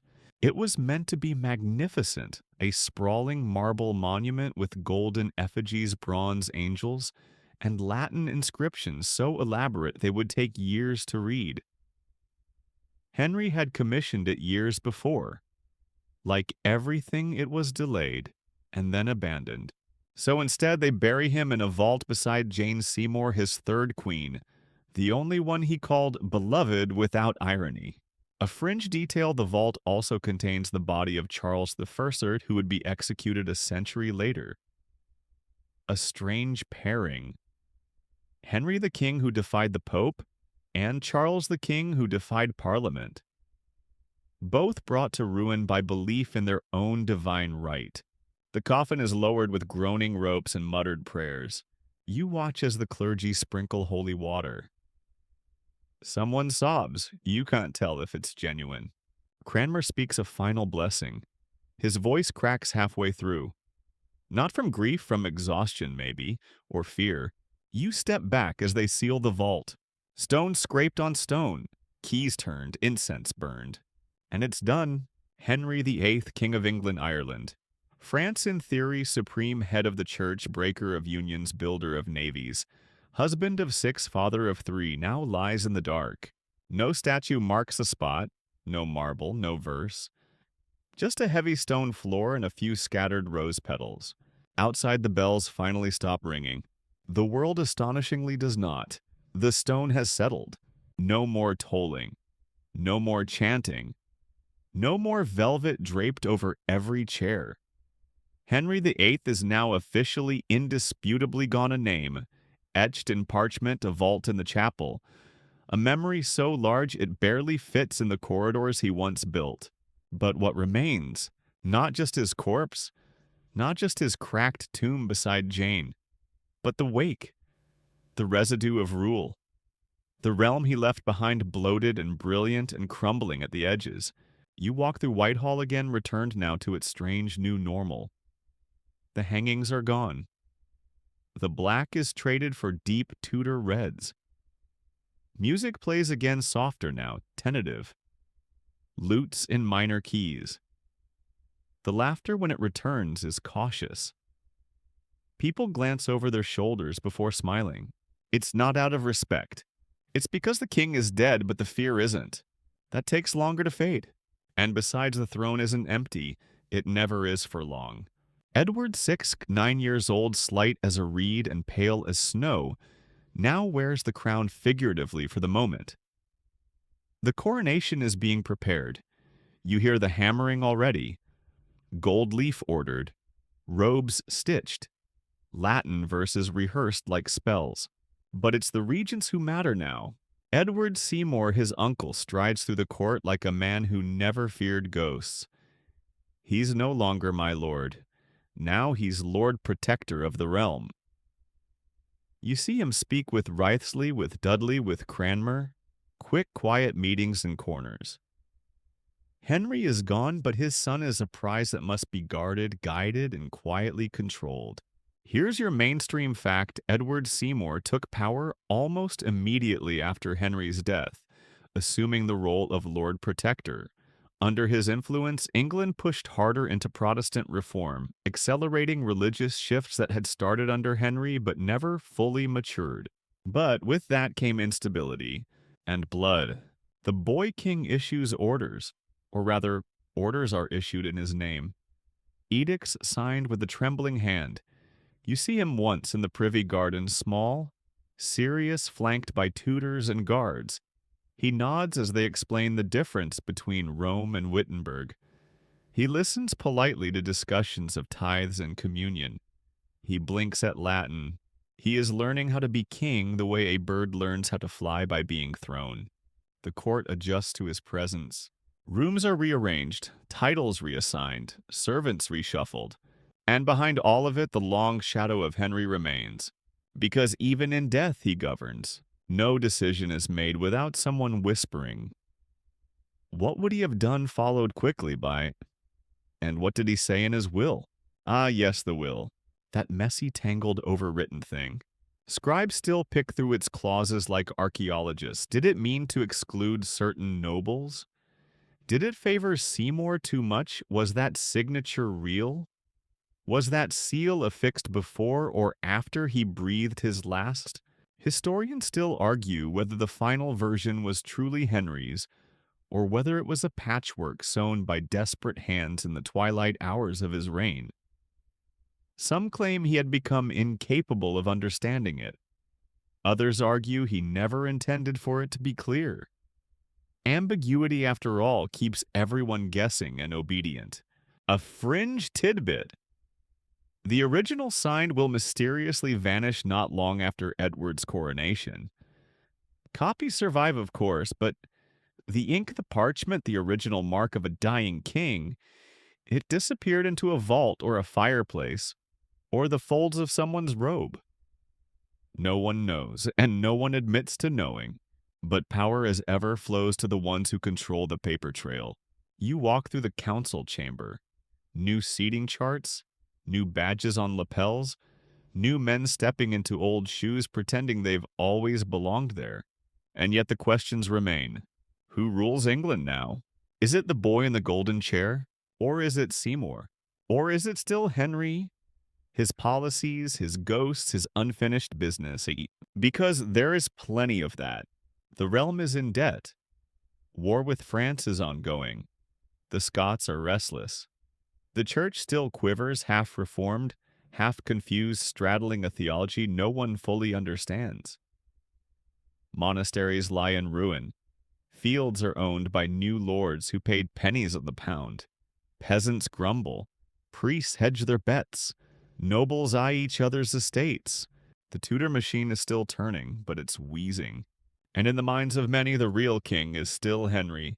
They speak of him at night in low tone with strange reverence. He would have never allowed this. He would have crushed them. He would have married off Edward to a Spanish princess by now. He would have built more ships. He would have burned the heretics. Or maybe not.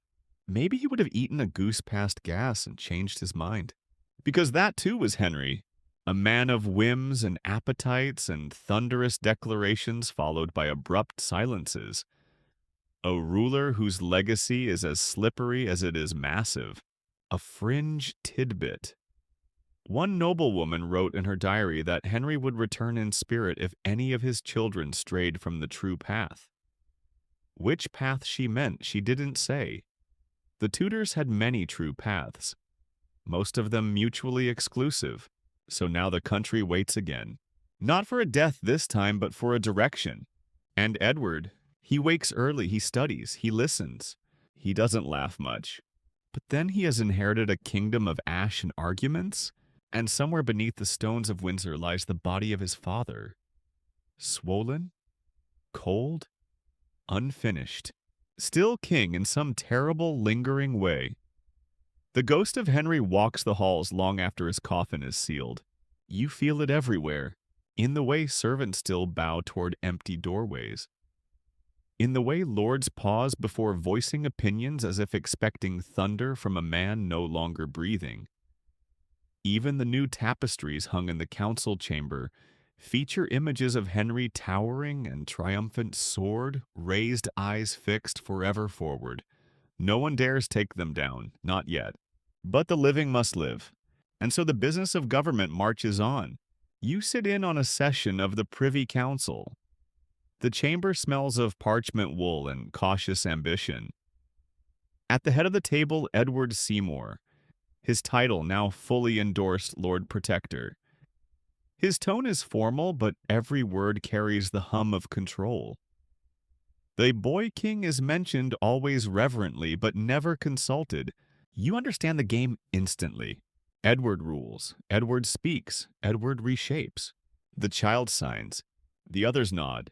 Here's your mainstream fact. After Henry's death, Edward Seymour became the de facto ruler of England through a regency council. Although he shared the council nominally with others, he quickly outmaneuvered rivals to centralize power under his role as Lord Protector, effectively controlling England during Edward VIII's minority. But it doesn't take long for the cracks to appear. A tax proposal is contested, a bishop mutters something about heresy, and suddenly the council chamber doesn't feel as united as it looked during the funeral procession. The tension is like frost, barely visible, always sharp. You notice how Cranmer sits slightly apart from the others. The archbishop, once the king's theological compass, now seems adrift. His reforms continue, yes, but with less certainty. He preaches Protestant sermons, but wears a face lined with Catholic memory. You wonder how much of his conviction is true and how much is simply inertia. Historians still argue whether Cranmer was guiding England's spiritual future or merely surviving it. There's a fringe tidbit for you. Not long after Henry's death, Cranmer wept publicly in court, not during a sermon, but during a debate about clerical marriage. Some said it was from religious passion. Others whispered it was for Henry. Others still said it was for himself, realizing that the ship he'd helped build now sailed without a captain or a compass. You leave the council chamber and pass the schoolrooms where Edward studies under the watch of grim-faced scholars. Latin, law, theology, the weight of the crown measured in ink and parchment. He is 9.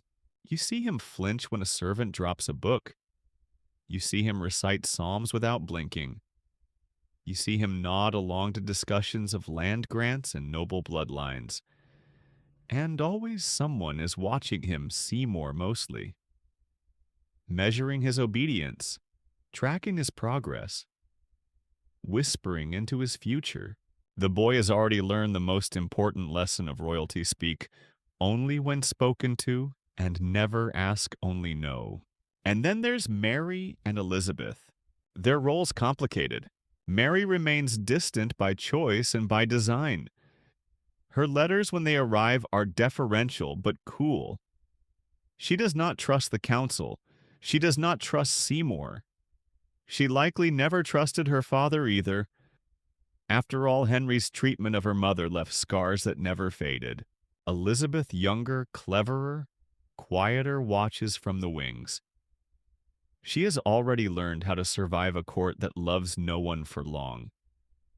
You hear she has begun writing in code. You're not surprised. They are not threats, yet, but the court is already deciding where to place them, how to use them, whom to marry them to, and whom to keep them away from. A fringe tidbit not long after Henry's death, a nobleman jokingly proposed that Elizabeth marry a minor German prince. The jest was noted in the council record. It said Seymour laughed. Elizabeth didn't. Back in Whitehall, the tapestries swayed gently in the draft. You find yourself staring again at the image of Henry on horseback, trampling a serpent underfoot, sword in hand. He's young in this one, strong, unmarred, smiling slightly as if knowing what no one else does. But he never looked like this at the end. You remember the ulcers, the bloated limbs, the way his breath rattled like a broken bellows, the way servants flinched when he stirred as if the air around him might bite. And yet this image is what survives. This lie stitched in silk. Legacy has nothing to do with truth, only repetition. The reformers pick up speed. Church altars are stripped. Latin prayers replaced. Images whitewashed. The Book of Common Prayer is drafted. There's debate, of course, but the momentum is Protestant now, steered by men who say the king wanted this, who speak of Henry as a prophet, a visionary. You know better. Henry wasn't a man of conviction. He was a man of convenience. He created a church to serve his own desire. He defied the Pope because the Pope said no.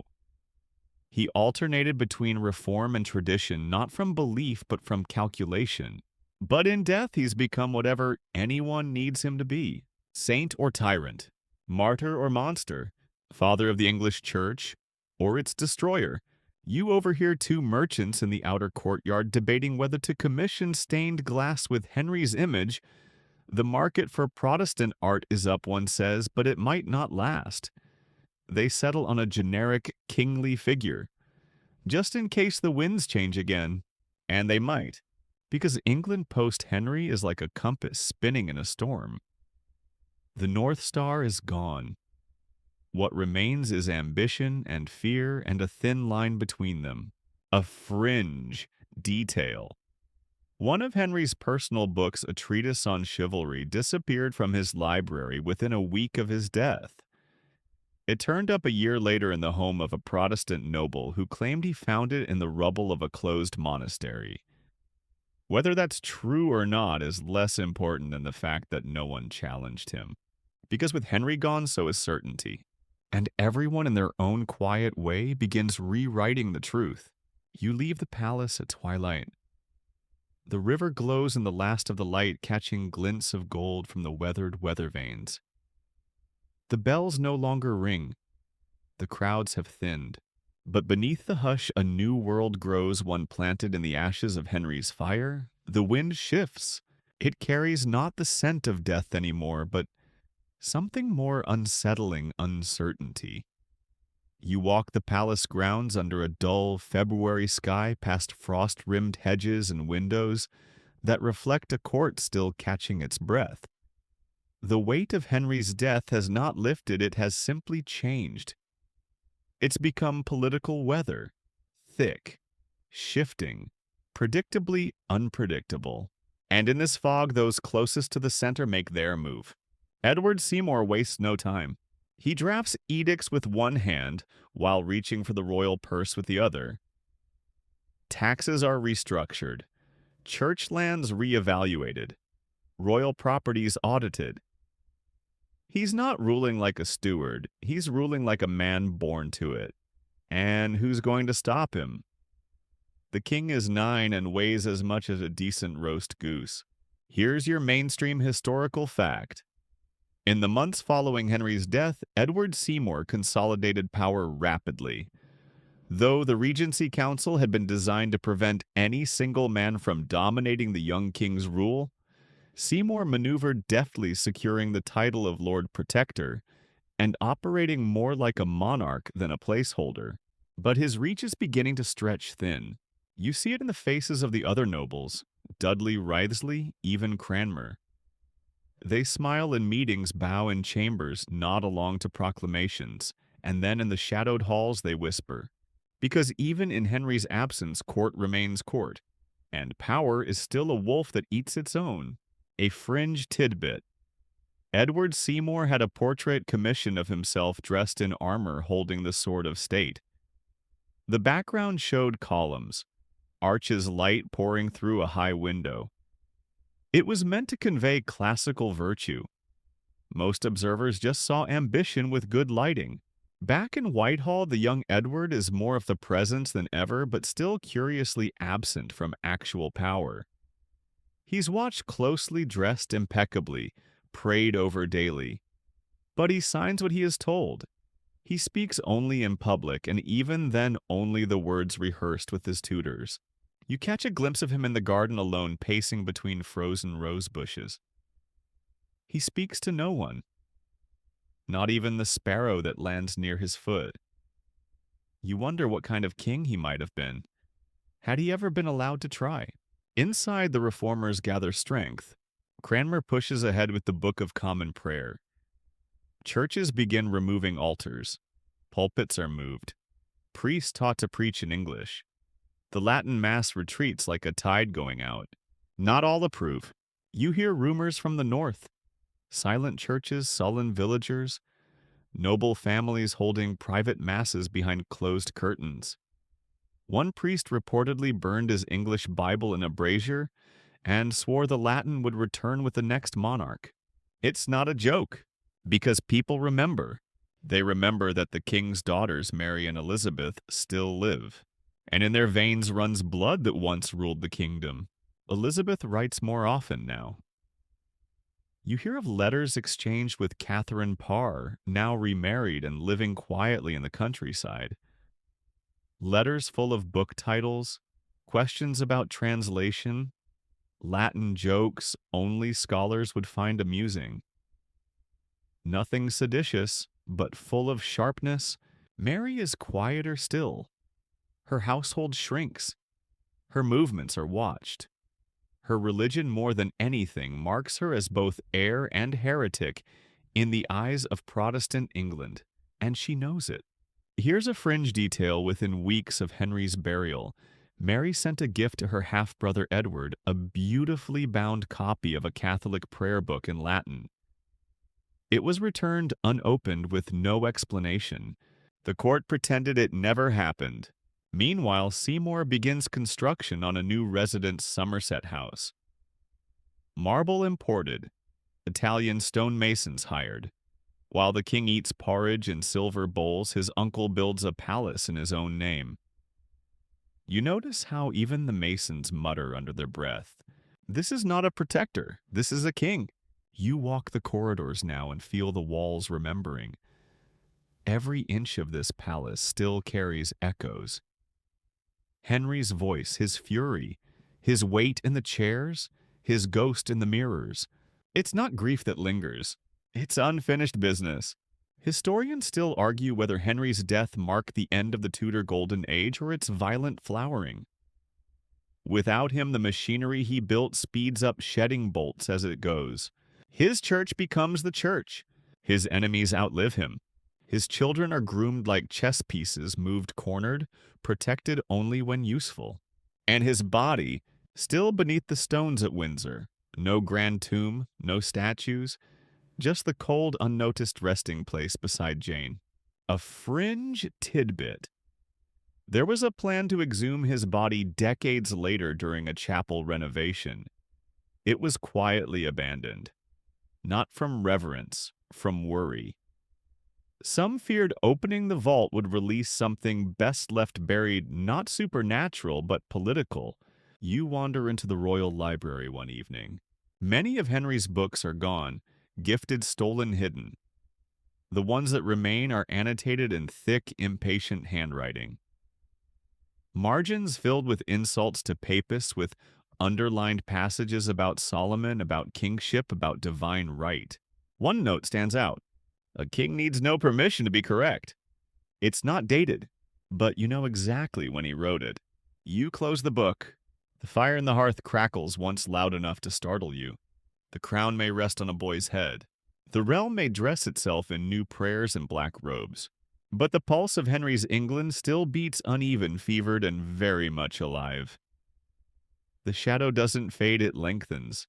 Spring creeps toward the palace slowly, like a nervous guest unsure whether it's welcome. Snow melts from the rooftops of Whitehall. The river thaws. Green returns to the hedgerows. But the court.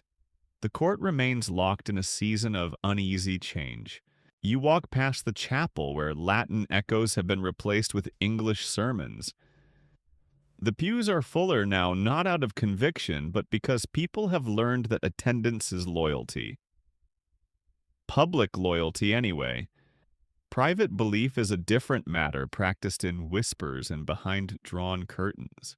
This is the England Henry left behind, an empire made of performance. And the performance is fraying. You notice it in the council chamber where Edward Seymour begins raising his voice. He never used to. But now the others interrupt him more often. Cranmer pushes back on the pace of religious reform. Dudley brings up treasury shortfalls. Wriothesley, once cautious, has begun keeping his own counsel. The Protector's grip is loosening. Here's your mainstream historical fact. Although Edward Seymour initially consolidated power effectively after Henry's death, his leadership began to falter within 2 years.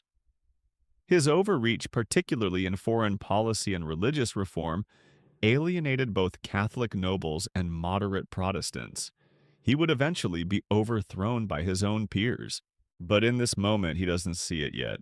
He orders new laws, repeals others, proposes land redistributions. He speaks of reform and order and God's will. But what people hear is taxes, war, and uncertainty. And the people are growing tired. In the countryside, rebellions stir. Enclosures of land force peasants from fields their families have farmed for centuries. Taxes rise. Grain prices spike. One noble jokes that the wind now costs more than bread. No one laughs. A fringe tidbit.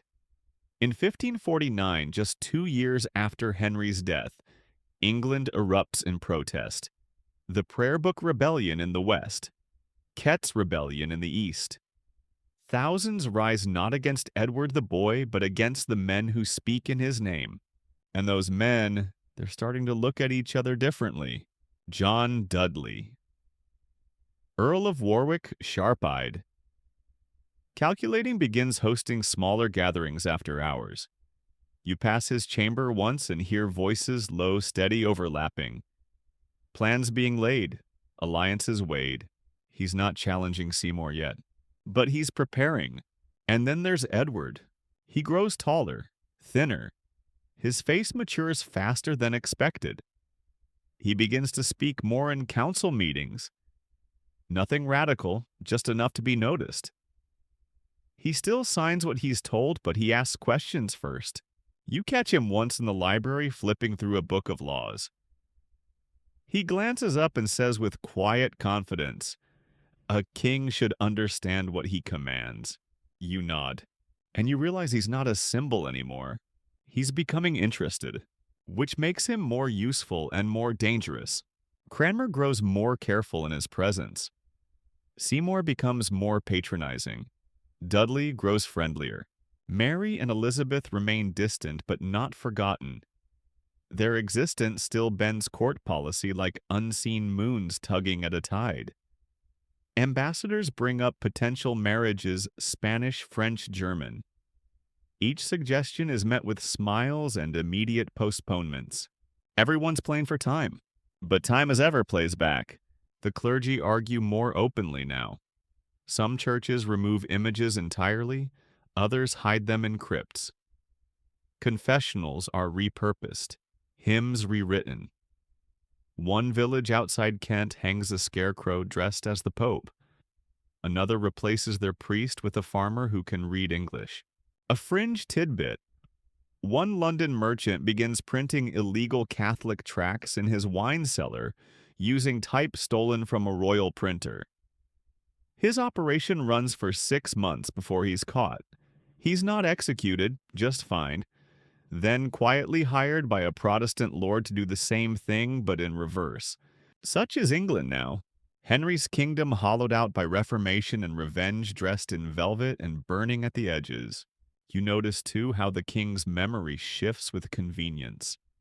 In sermons, Henry is praised as the great reformer. In Catholic households, he's remembered as a tyrant. In court, his name is invoked when laws are questioned.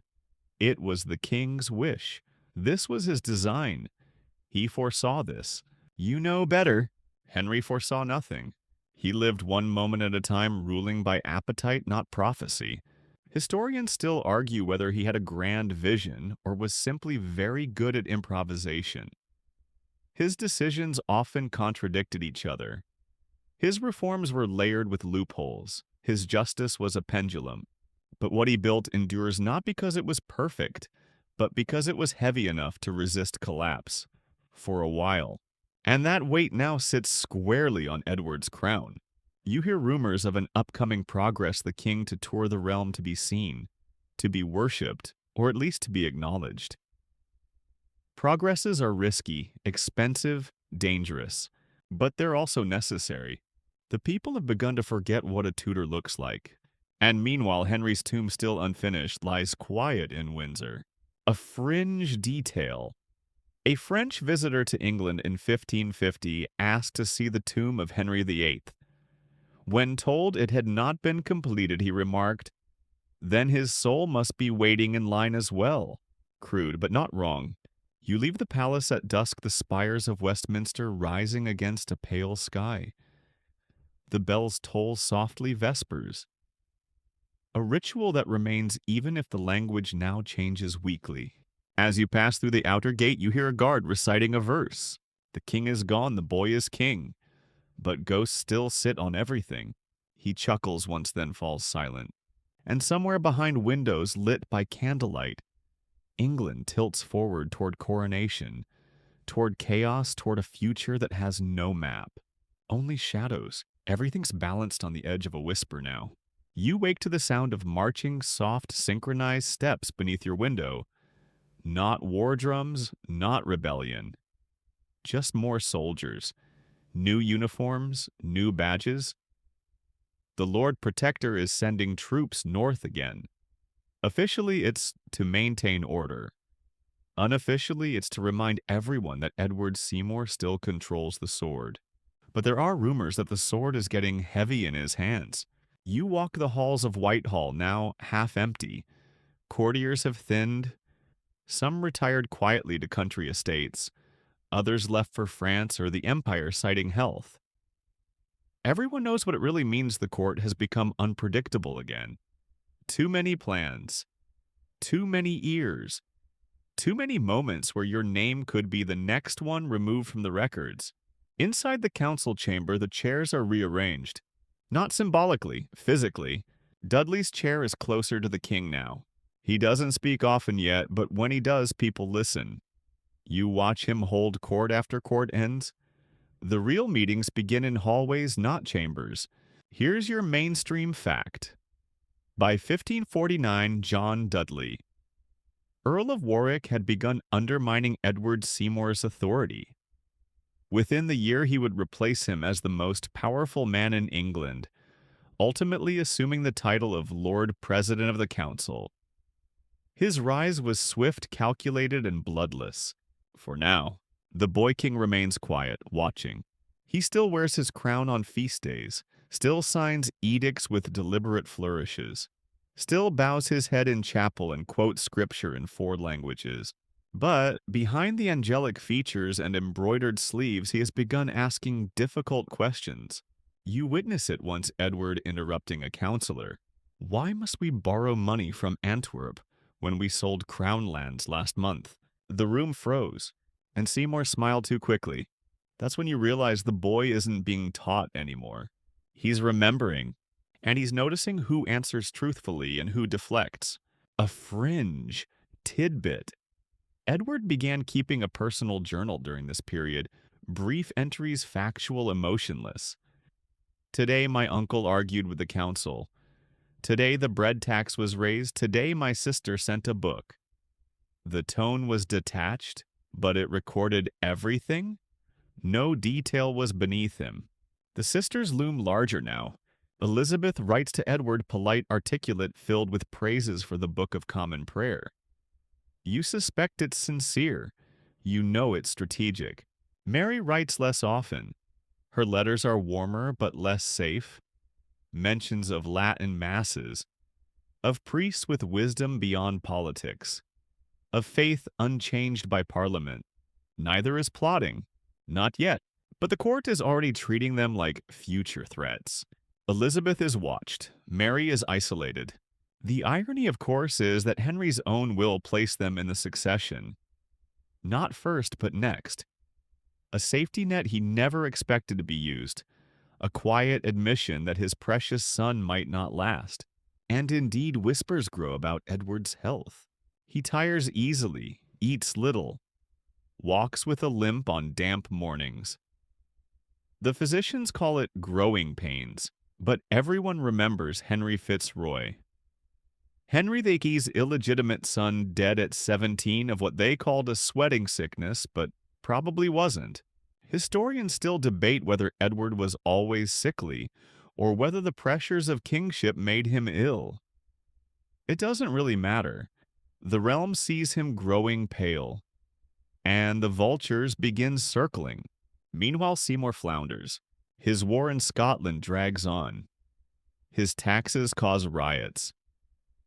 The prayer book rebellion in Devon spirals into violence, and his own brother Thomas Seymour has begun whispering into Elizabeth's ear. A fringe detail.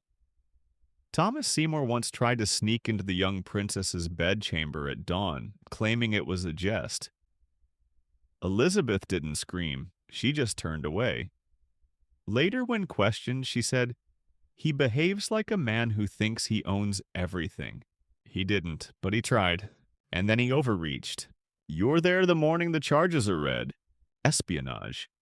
Intrigue. Inappropriate conduct with a royal ward. Attempting to marry Elizabeth.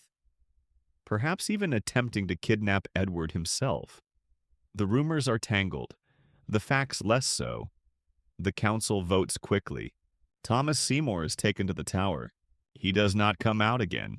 His brother, the Lord Protector, is shaken. Not visibly, but you see it in the way he stops issuing orders in long sentences. His memos get shorter. His eyes dart more. He begins avoiding Dudley's gaze, and Dudley, he waits, like someone standing at the edge of a chessboard, watching all the pawns move themselves. A fringe tidbit. Thomas Seymour's execution was carried out with more formality than emotion. His final words were poetic. His body was buried in an unmarked grave. That same night, his wife Catherine Parr, Henry's last queen, died in childbirth. Some said it was heartbreak. Most said it was coincidence. But Elizabeth never mentioned her again. You return to the palace as summer sets in. The roses bloom around statues of kings whose names few remember. But Henry's still everywhere. His initials still carved into gates, his arms still hung in chapels, his face still painted in oil above the fireplaces. Even dead he rules by gravity. No one wants to be the one who forgot Henry, but they are forgetting. Slowly, every act of reform, every tax, every dismissal, every whispered betrayal in a candlelit corridor, it pulls the realm further from him. and further from his dream of a son ruling without rivals. You look up at Edward as he exits the council chamber one afternoon.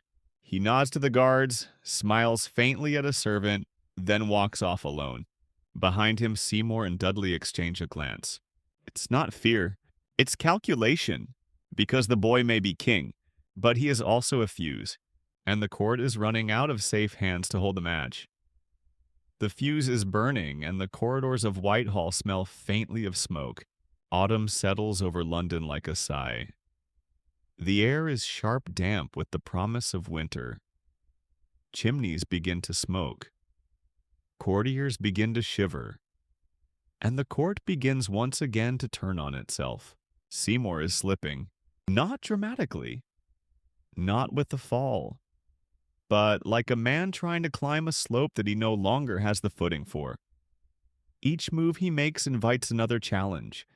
Each policy stirs more unrest. The people are not fed. The nobles are not pleased. The war drags on. And the boy king is no longer quite so docile. You see the boy yourself in the chapel. He sits straighter now. His eyes flicker between faces. When Cranmer prays too long, Edward frowns. When a psalm is poorly sung, he notes it afterward. When a bishop uses the word, perhaps he says quietly but clearly, there should be no perhaps in God's word. He is 12. He is watching everything. Here's your mainstream fact. By 1550, Edward II had begun participating more directly in government, particularly in matters of religious policy. Though still guided by regents, his voice was no longer easily ignored. He was deeply committed to Protestant reform and began pushing his own agenda with increasing confidence. And that confidence worries everyone. Because Henry's son, once a frail boy clinging to his tutor's robes, is becoming something sharper, less sentimental, more exacting. He speaks with scripture. He debates with verses. He punishes with the detachment of someone who believes they are chosen. You find yourself wondering whether it's really Henry who lingers over the court, or whether it's Edward growing into the shape of the ghost he inherited. The court turns its eyes to Seymour. His brother's execution is still recent enough to taste. His foreign policies have become a burden. His Protestant reforms, once celebrated, are now causing uprisings in the north and west. People want familiar rights. They want old hymns. They want a mass they can whisper in the dark without thinking they'll be accused of treason. They want stability. And Seymour no longer provides it. A fringe tidbit. In private, nobles began mocking Seymour's title Lord Protector as Lord Neglector. It spread quickly like all good treasonous nicknames do. Even a baker in Kent was heard using it while selling oatcakes. He was arrested, but the name stuck. John Dudley makes his move with surgical precision. He hosts dinners, writes letters, promises protection to those uneasy about the pace of reform, aligns himself with moderate voices. Courtiers begin excusing themselves early from Seymour's councils and staying late at Dudley's. You witness it the day when the council quietly convenes without the Lord Protector. It isn't declared a coup, nothing is announced, but Seymour's chair is empty. By morning he is arrested, politely, formally, without a single drawn sword. The boy king signs the warrant. Later, when asked, he says only, "The safety of the realm requires order." Historians still argue whether Edward was manipulated into removing Seymour, or whether he orchestrated it himself. His diary for that day reads simply, "The Duke of Somerset was sent to the Tower for matters of state. No flourish, no regret." And Dudley, he doesn't take the title Lord Protector. Too obvious. He becomes Lord President of the Council and rules more effectively than Seymour ever did. He does not repeat mistakes. He controls the treasury. He strengthens ties with Protestant princes abroad. He reforms coinage. He listens more. He promises less. And Edward flourishes under him, at least on paper. You notice something strange, though? Dudley begins spending more time with the king in private. Not lessons, not state business, walks, suppers, games. He is not grooming the boy. He is befriending him. And that's more dangerous. A fringe tidbit. Dudley began calling Edward my good prince in letters and in court. It seemed affectionate. But one noble noted that the phrase replaced the more traditional His Majesty.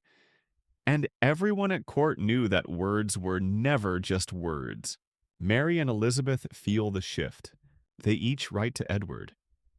Letters of congratulations, of subtle caution, of disguised pleading. Mary requests the right to hear Latin Mass in her own house. Elizabeth sends a copy of Cicero's letters with a ribbon bookmark placed in a passage about balancing duty with mercy. Edward responds to neither, or rather he lets others respond for him.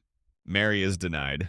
Elizabeth is thanked but ignored, and the women retreat into the shadows again.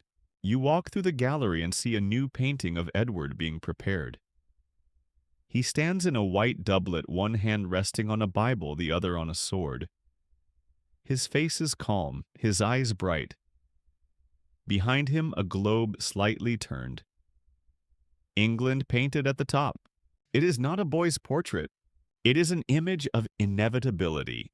Yet you know what the court doesn't dare say aloud. He's coughing more often. His cheeks flush red, then pale too quickly. He eats little, sleeps poorly, and when no one is looking, he stares at the window, not with longing, but with calculation, as if measuring how many winters he'll see. A fringe detail. One of Edward's doctors, a Flemish man hired for his knowledge of blood-warming treatments, recommended he sleep with warm stones wrapped in cloth under his chest. Edward agreed, but soon after the physician was dismissed for suggesting he refrain from attending long sermons.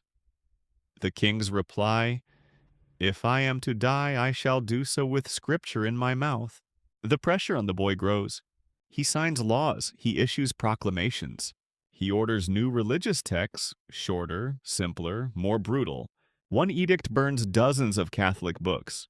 Another replaces feast days with fasting days. And the people begin to murmur, not about the boy, but about the crown, and where it will go next. Because Edward's cough grows louder, and death in Tudor England is never far. You pass a servant in the hallway muttering a prayer, not for Edward, but for peace. The coughing doesn't stop. By spring it's a fixture. Rhythmic, raspy, dry at first, then wetter. The boy king begins to miss audiences. His meals are left untouched. The court physician describes it as a lingering chill of the lungs. Everyone else calls it what it is, consumption.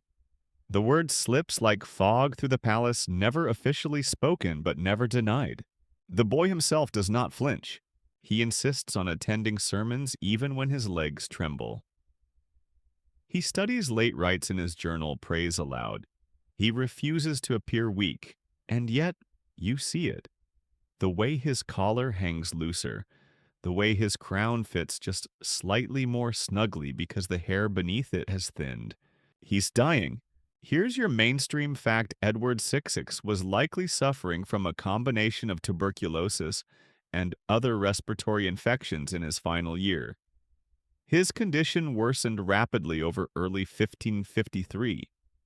By April, he could barely stand. By June, his signature required a hand to guide his own. You walk the garden one last time with the king, more precisely beside him as he is carried in a litter draped with crimson silk. He asks about the weather. You reply. He nods. Then suddenly, what happens to a crown when the head beneath it fails? He smiles after asking it. He doesn't expect an answer, but he already knows one thing his sisters cannot rule. Not Mary, not Elizabeth, not women, and especially not Mary the Catholic. This is where Dudley makes his move. The Lord President sees the future falling through his fingers. If Mary ascends, everything he built burns. The religious reforms, his allies' lands, the Protestant lords, possibly his own head. He proposes a plan, Lady Jane Grey. a quiet girl with royal blood great-granddaughter of Henry VII, and Dudley's own daughter-in-law. Protestant, educated, young, malleable, Edward considers. He asks for books, genealogies, lists of laws and wills. He doesn't decide quickly, and then he begins writing a new succession document. My devise for the succession drawn up in his own hand. He crosses out heirs male and adds Jane and her heirs male. The writing wobbles. Some of it is nearly illegible, but the intent is clear. No Mary, no Elizabeth. Just Jane. Historians still debate how much of this was Edward's own will versus Dudley's orchestration. Some argue the boy was too ill to understand the implications. Others believe he was never clearer. He truly thought England's salvation lay in Protestant hands and Mary would undo everything. You see the strain it takes him to finish the document.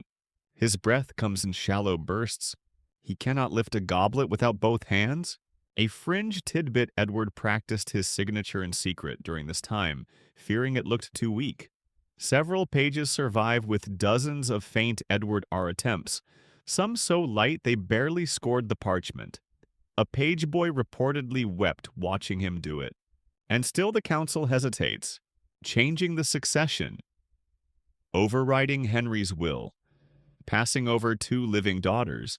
It's a gamble. But Dudley pushes hard. He marries Jane to his son Guilford. He brings the girl to court. She is polite, frightened, dutiful.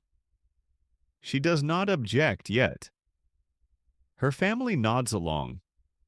Everyone senses how thin the ice is, but no one wants to be first to crack it. Mary hears the whispers. So does Elizabeth, and both begin preparing in silence. Mary writes to her cousin, the Emperor Charles. Elizabeth sends polite replies to every letter but gives no address. She moves between houses unpredictably. Both women disappear from the court's daily rhythm, but their names hang in every room. You pass a tapestry of the Tudor family tree and notice how the light hits only 2 leaves, Mary and Elizabeth. The rest remain in shadow. By June, Edward no longer walks. He no longer writes. He no longer eats without vomiting. The smell of illness clings to his sheets. The herbalist burned juniper, but it's no use. The boy asks for Cranmer. They speak long and softly. You are not allowed near. When the archbishop exits, his eyes are hollow. By July, even Dudley grows quiet. The court becomes a vigil. No one speaks of hope anymore, only logistics. Which sword to use for the next coronation? Which seal to destroy? Which gowns to prepare? The day before the end, Edward asks to hear the Psalms. Cranmer reads from Psalm 23. Yea, though I walk through the valley of the shadow of death. Edward mouths the words with him, then sleeps, and does not wake. The king is dead. A fringe tidbit Edward's final word, according to one servant, was simply, Jesus. Another claimed it was protect. No one agrees. His diary ends weeks earlier. The last full sentence today I heard that the ships had returned from Calais. No funeral plans have been finalized. The succession is triggered. And Jane Grey is queen, but not yet crowned. Because Mary has already begun to ride. And Elizabeth has begun to write. And Dudley, once the architect of succession, is already calculating how quickly the world can betray him. The shadow of Henry looms once again. Because his son is dead, and the crown is loose in the wind. The crown moves but not cleanly. It shifts like a weight no one wants to carry. And for 9 days it sits not on a king's brow, nor a princess's, but on the head of a quiet girl who never truly wanted it. Lady Jane Grey, 15 years old, pale, brilliant, terrified. She is woken before dawn, told the king is dead, and that she is now Queen of England. She faints, then weeps, then prays, and then she is led out into the daylight. You see her in the throne room. Thin hands, folded lips pursed back impossibly straight. Her dress is too large, her crown provisional. Her voice trembles when she speaks. not because she is weak, but because she knows exactly how dangerous this is. Everyone else seems unsure. The nobles kneel. The court bows. But in the air, nothing feels settled. The walls seem to hold their breath. Because the country knows this is not Henry's daughter. This is not what the will said. And Mary is not far. Here's your mainstream fact. After Edward VI's death in July 1553, Lady Jane Grey was declared queen by the Privy Council in accordance with Edward's altered succession plan. Her reign lasted 9 days before Mary Tudor rallied support and claimed the throne by right of Henry VIII's will. You watch the factions divide like leaves in a storm. Dudley, once bold, is now a man racing his own footsteps. He sends letters, dispatches troops, tells Jane to smile, tells the nobles to swear allegiance, tells everyone that this is God's will. But Mary moves faster. She gathers support in East Anglia old allies, Catholic gentry veteran soldiers. She writes proclamations on horseback, sends messengers flying like sparks, promises to restore the true faith, honor her father's memory, and forgive all those who recognize her rightful claim. The people respond. Villages ring their bells. Banners are raised. Soldiers switch sides mid-march. A fringe tidbit. One of Mary's first official documents was signed simply Mary the rightful queen. She refused the stylized Latin forms until the crown was placed on her head. Her letters were firm, direct, and surprisingly warm. They read like the words of a daughter tired of waiting to be acknowledged. In London, the council begins to sweat. Whispers grow louder. Can we reverse this? Dudley marches north to cut Mary off, but he doesn't get far. The city's mood turns. The people mutter. A baker throws a stale loaf at a guard escorting Jane's litter. A merchant hangs Mary's colors over his stall. A page boy is caught carving an M into a wooden banister and is merely scolded. The tide has turned. And the council folds like parchment in the rain. On the 9th day, they gather in secret without Dudley. A vote is taken, fast, uneasy. And then the bells ring. This time for Mary, Queen of England. Lady Jane is told quietly by candlelight that she is no longer queen. She bows her head and says, "Do with me what you will, I sought it not." A fringe tidbit. Jane continued to sign some letters, Jane the Queen, for several days while imprisoned. Not out of defiance, but confusion. She reportedly asked her jailer if she should scratch the title out. Better not, he said, lest they change their minds again. Dudley is arrested, dragged through the streets. He does not beg. He does not shout. He only asks that his men not be punished. They are. He is executed in the Tower courtyard. The axe is swift. Mary enters London beneath a canopy of gold cloth surrounded by trumpeters, mounted nobles, and cheering crowds. She smiles, but you see the tightness in her eyes.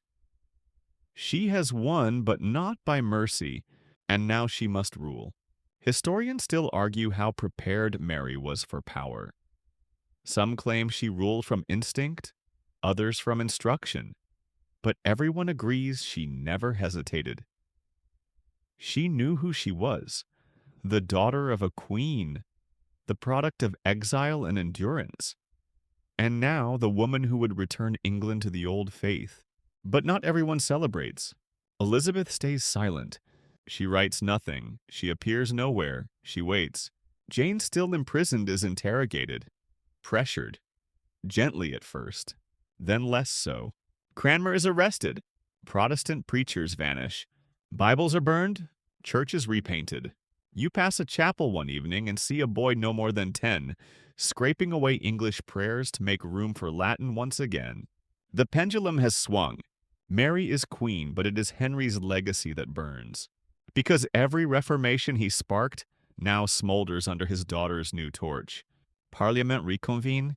The old laws return. The Pope is written to. Cranmer, once England's theological architect, is sentenced to die. He recants, then unrecants, then burns. Mary watches from a distance. But you hear what she says to a lady in waiting that day. I weep for his soul, but not his words.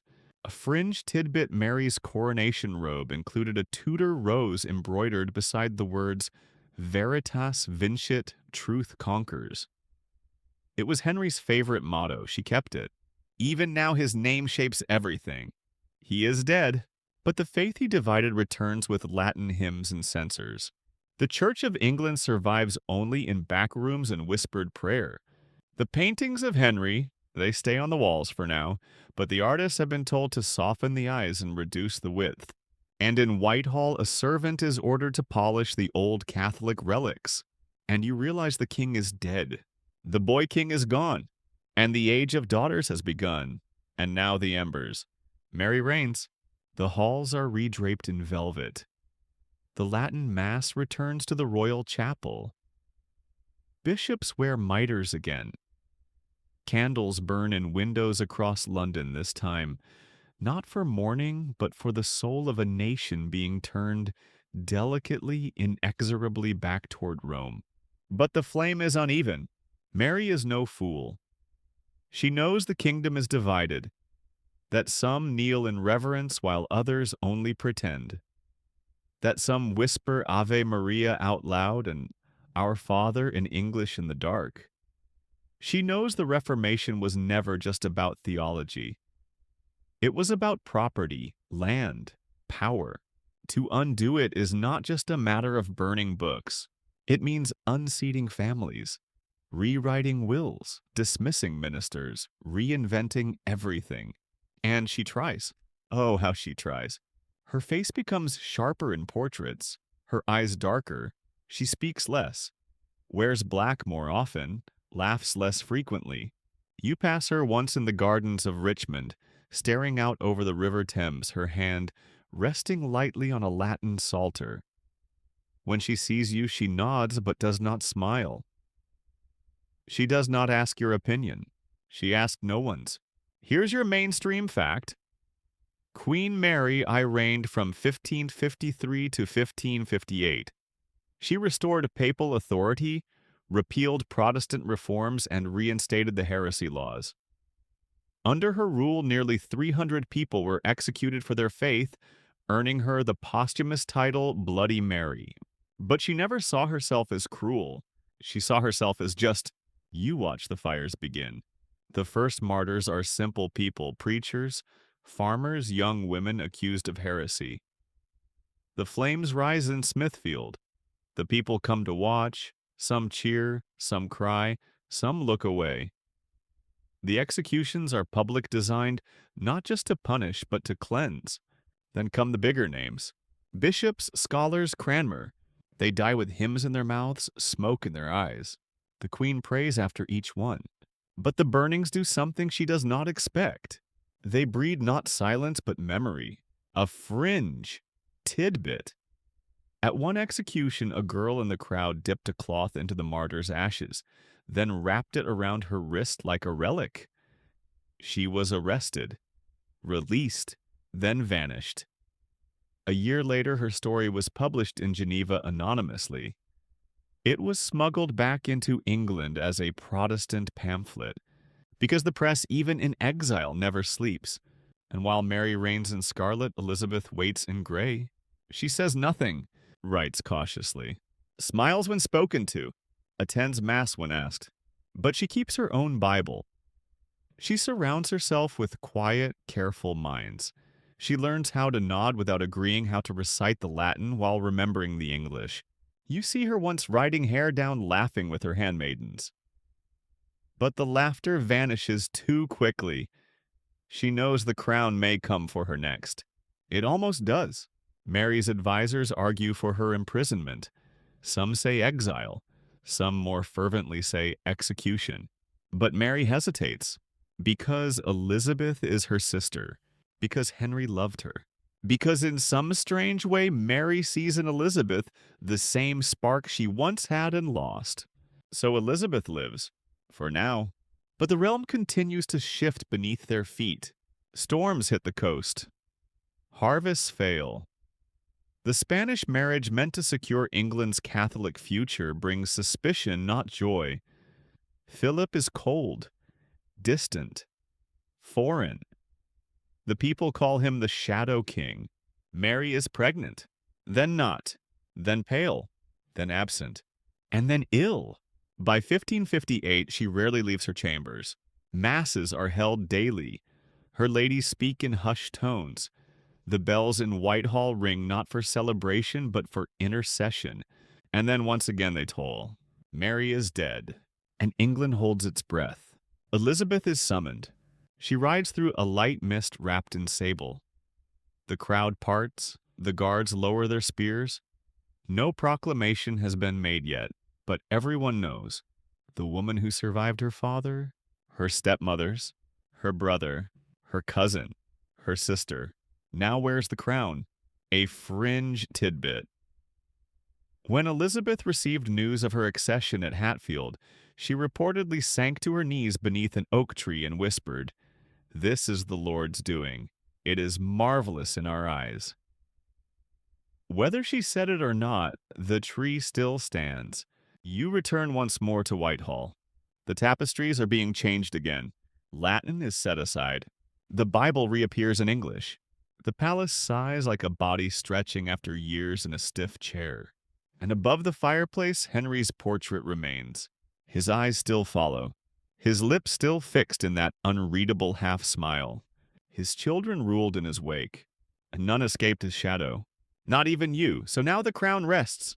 And the man who once wore it, who shattered popes, and rewrote prayers and made marriage into a weapon, sleeps beneath a floorstone beside the only wife who gave him a son, and no grand tomb, no angels with trumpets, just dust and echoes.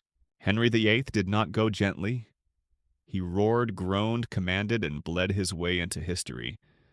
His life was a performance, a punishment, a pageant of appetites. But his end, it was slow, fragile, quiet. A king trapped in his own flesh, haunted by the ruins of the world he remade. And after he passed, the story didn't stop. His son's brief reign flickered like a candle. His daughter Mary tried to build a Catholic England on embers. And then Elizabeth, clever, cautious, and carved from the same brutal stone, rose and reigned like a storm in still water. You've seen it now, the slow unraveling of a dynasty. The flickering candles in the cold palace, the weight of crowns that fit no head for long. History, like sleep, doesn't arrive all at once. It drifts, it circles, and when it comes, you only realize it in hindsight. So let your eyes rest. Let the tapestries in your mind still. The fire's low now, and the kings and queens have stepped off their stages. I'll be here with another story for you tomorrow night.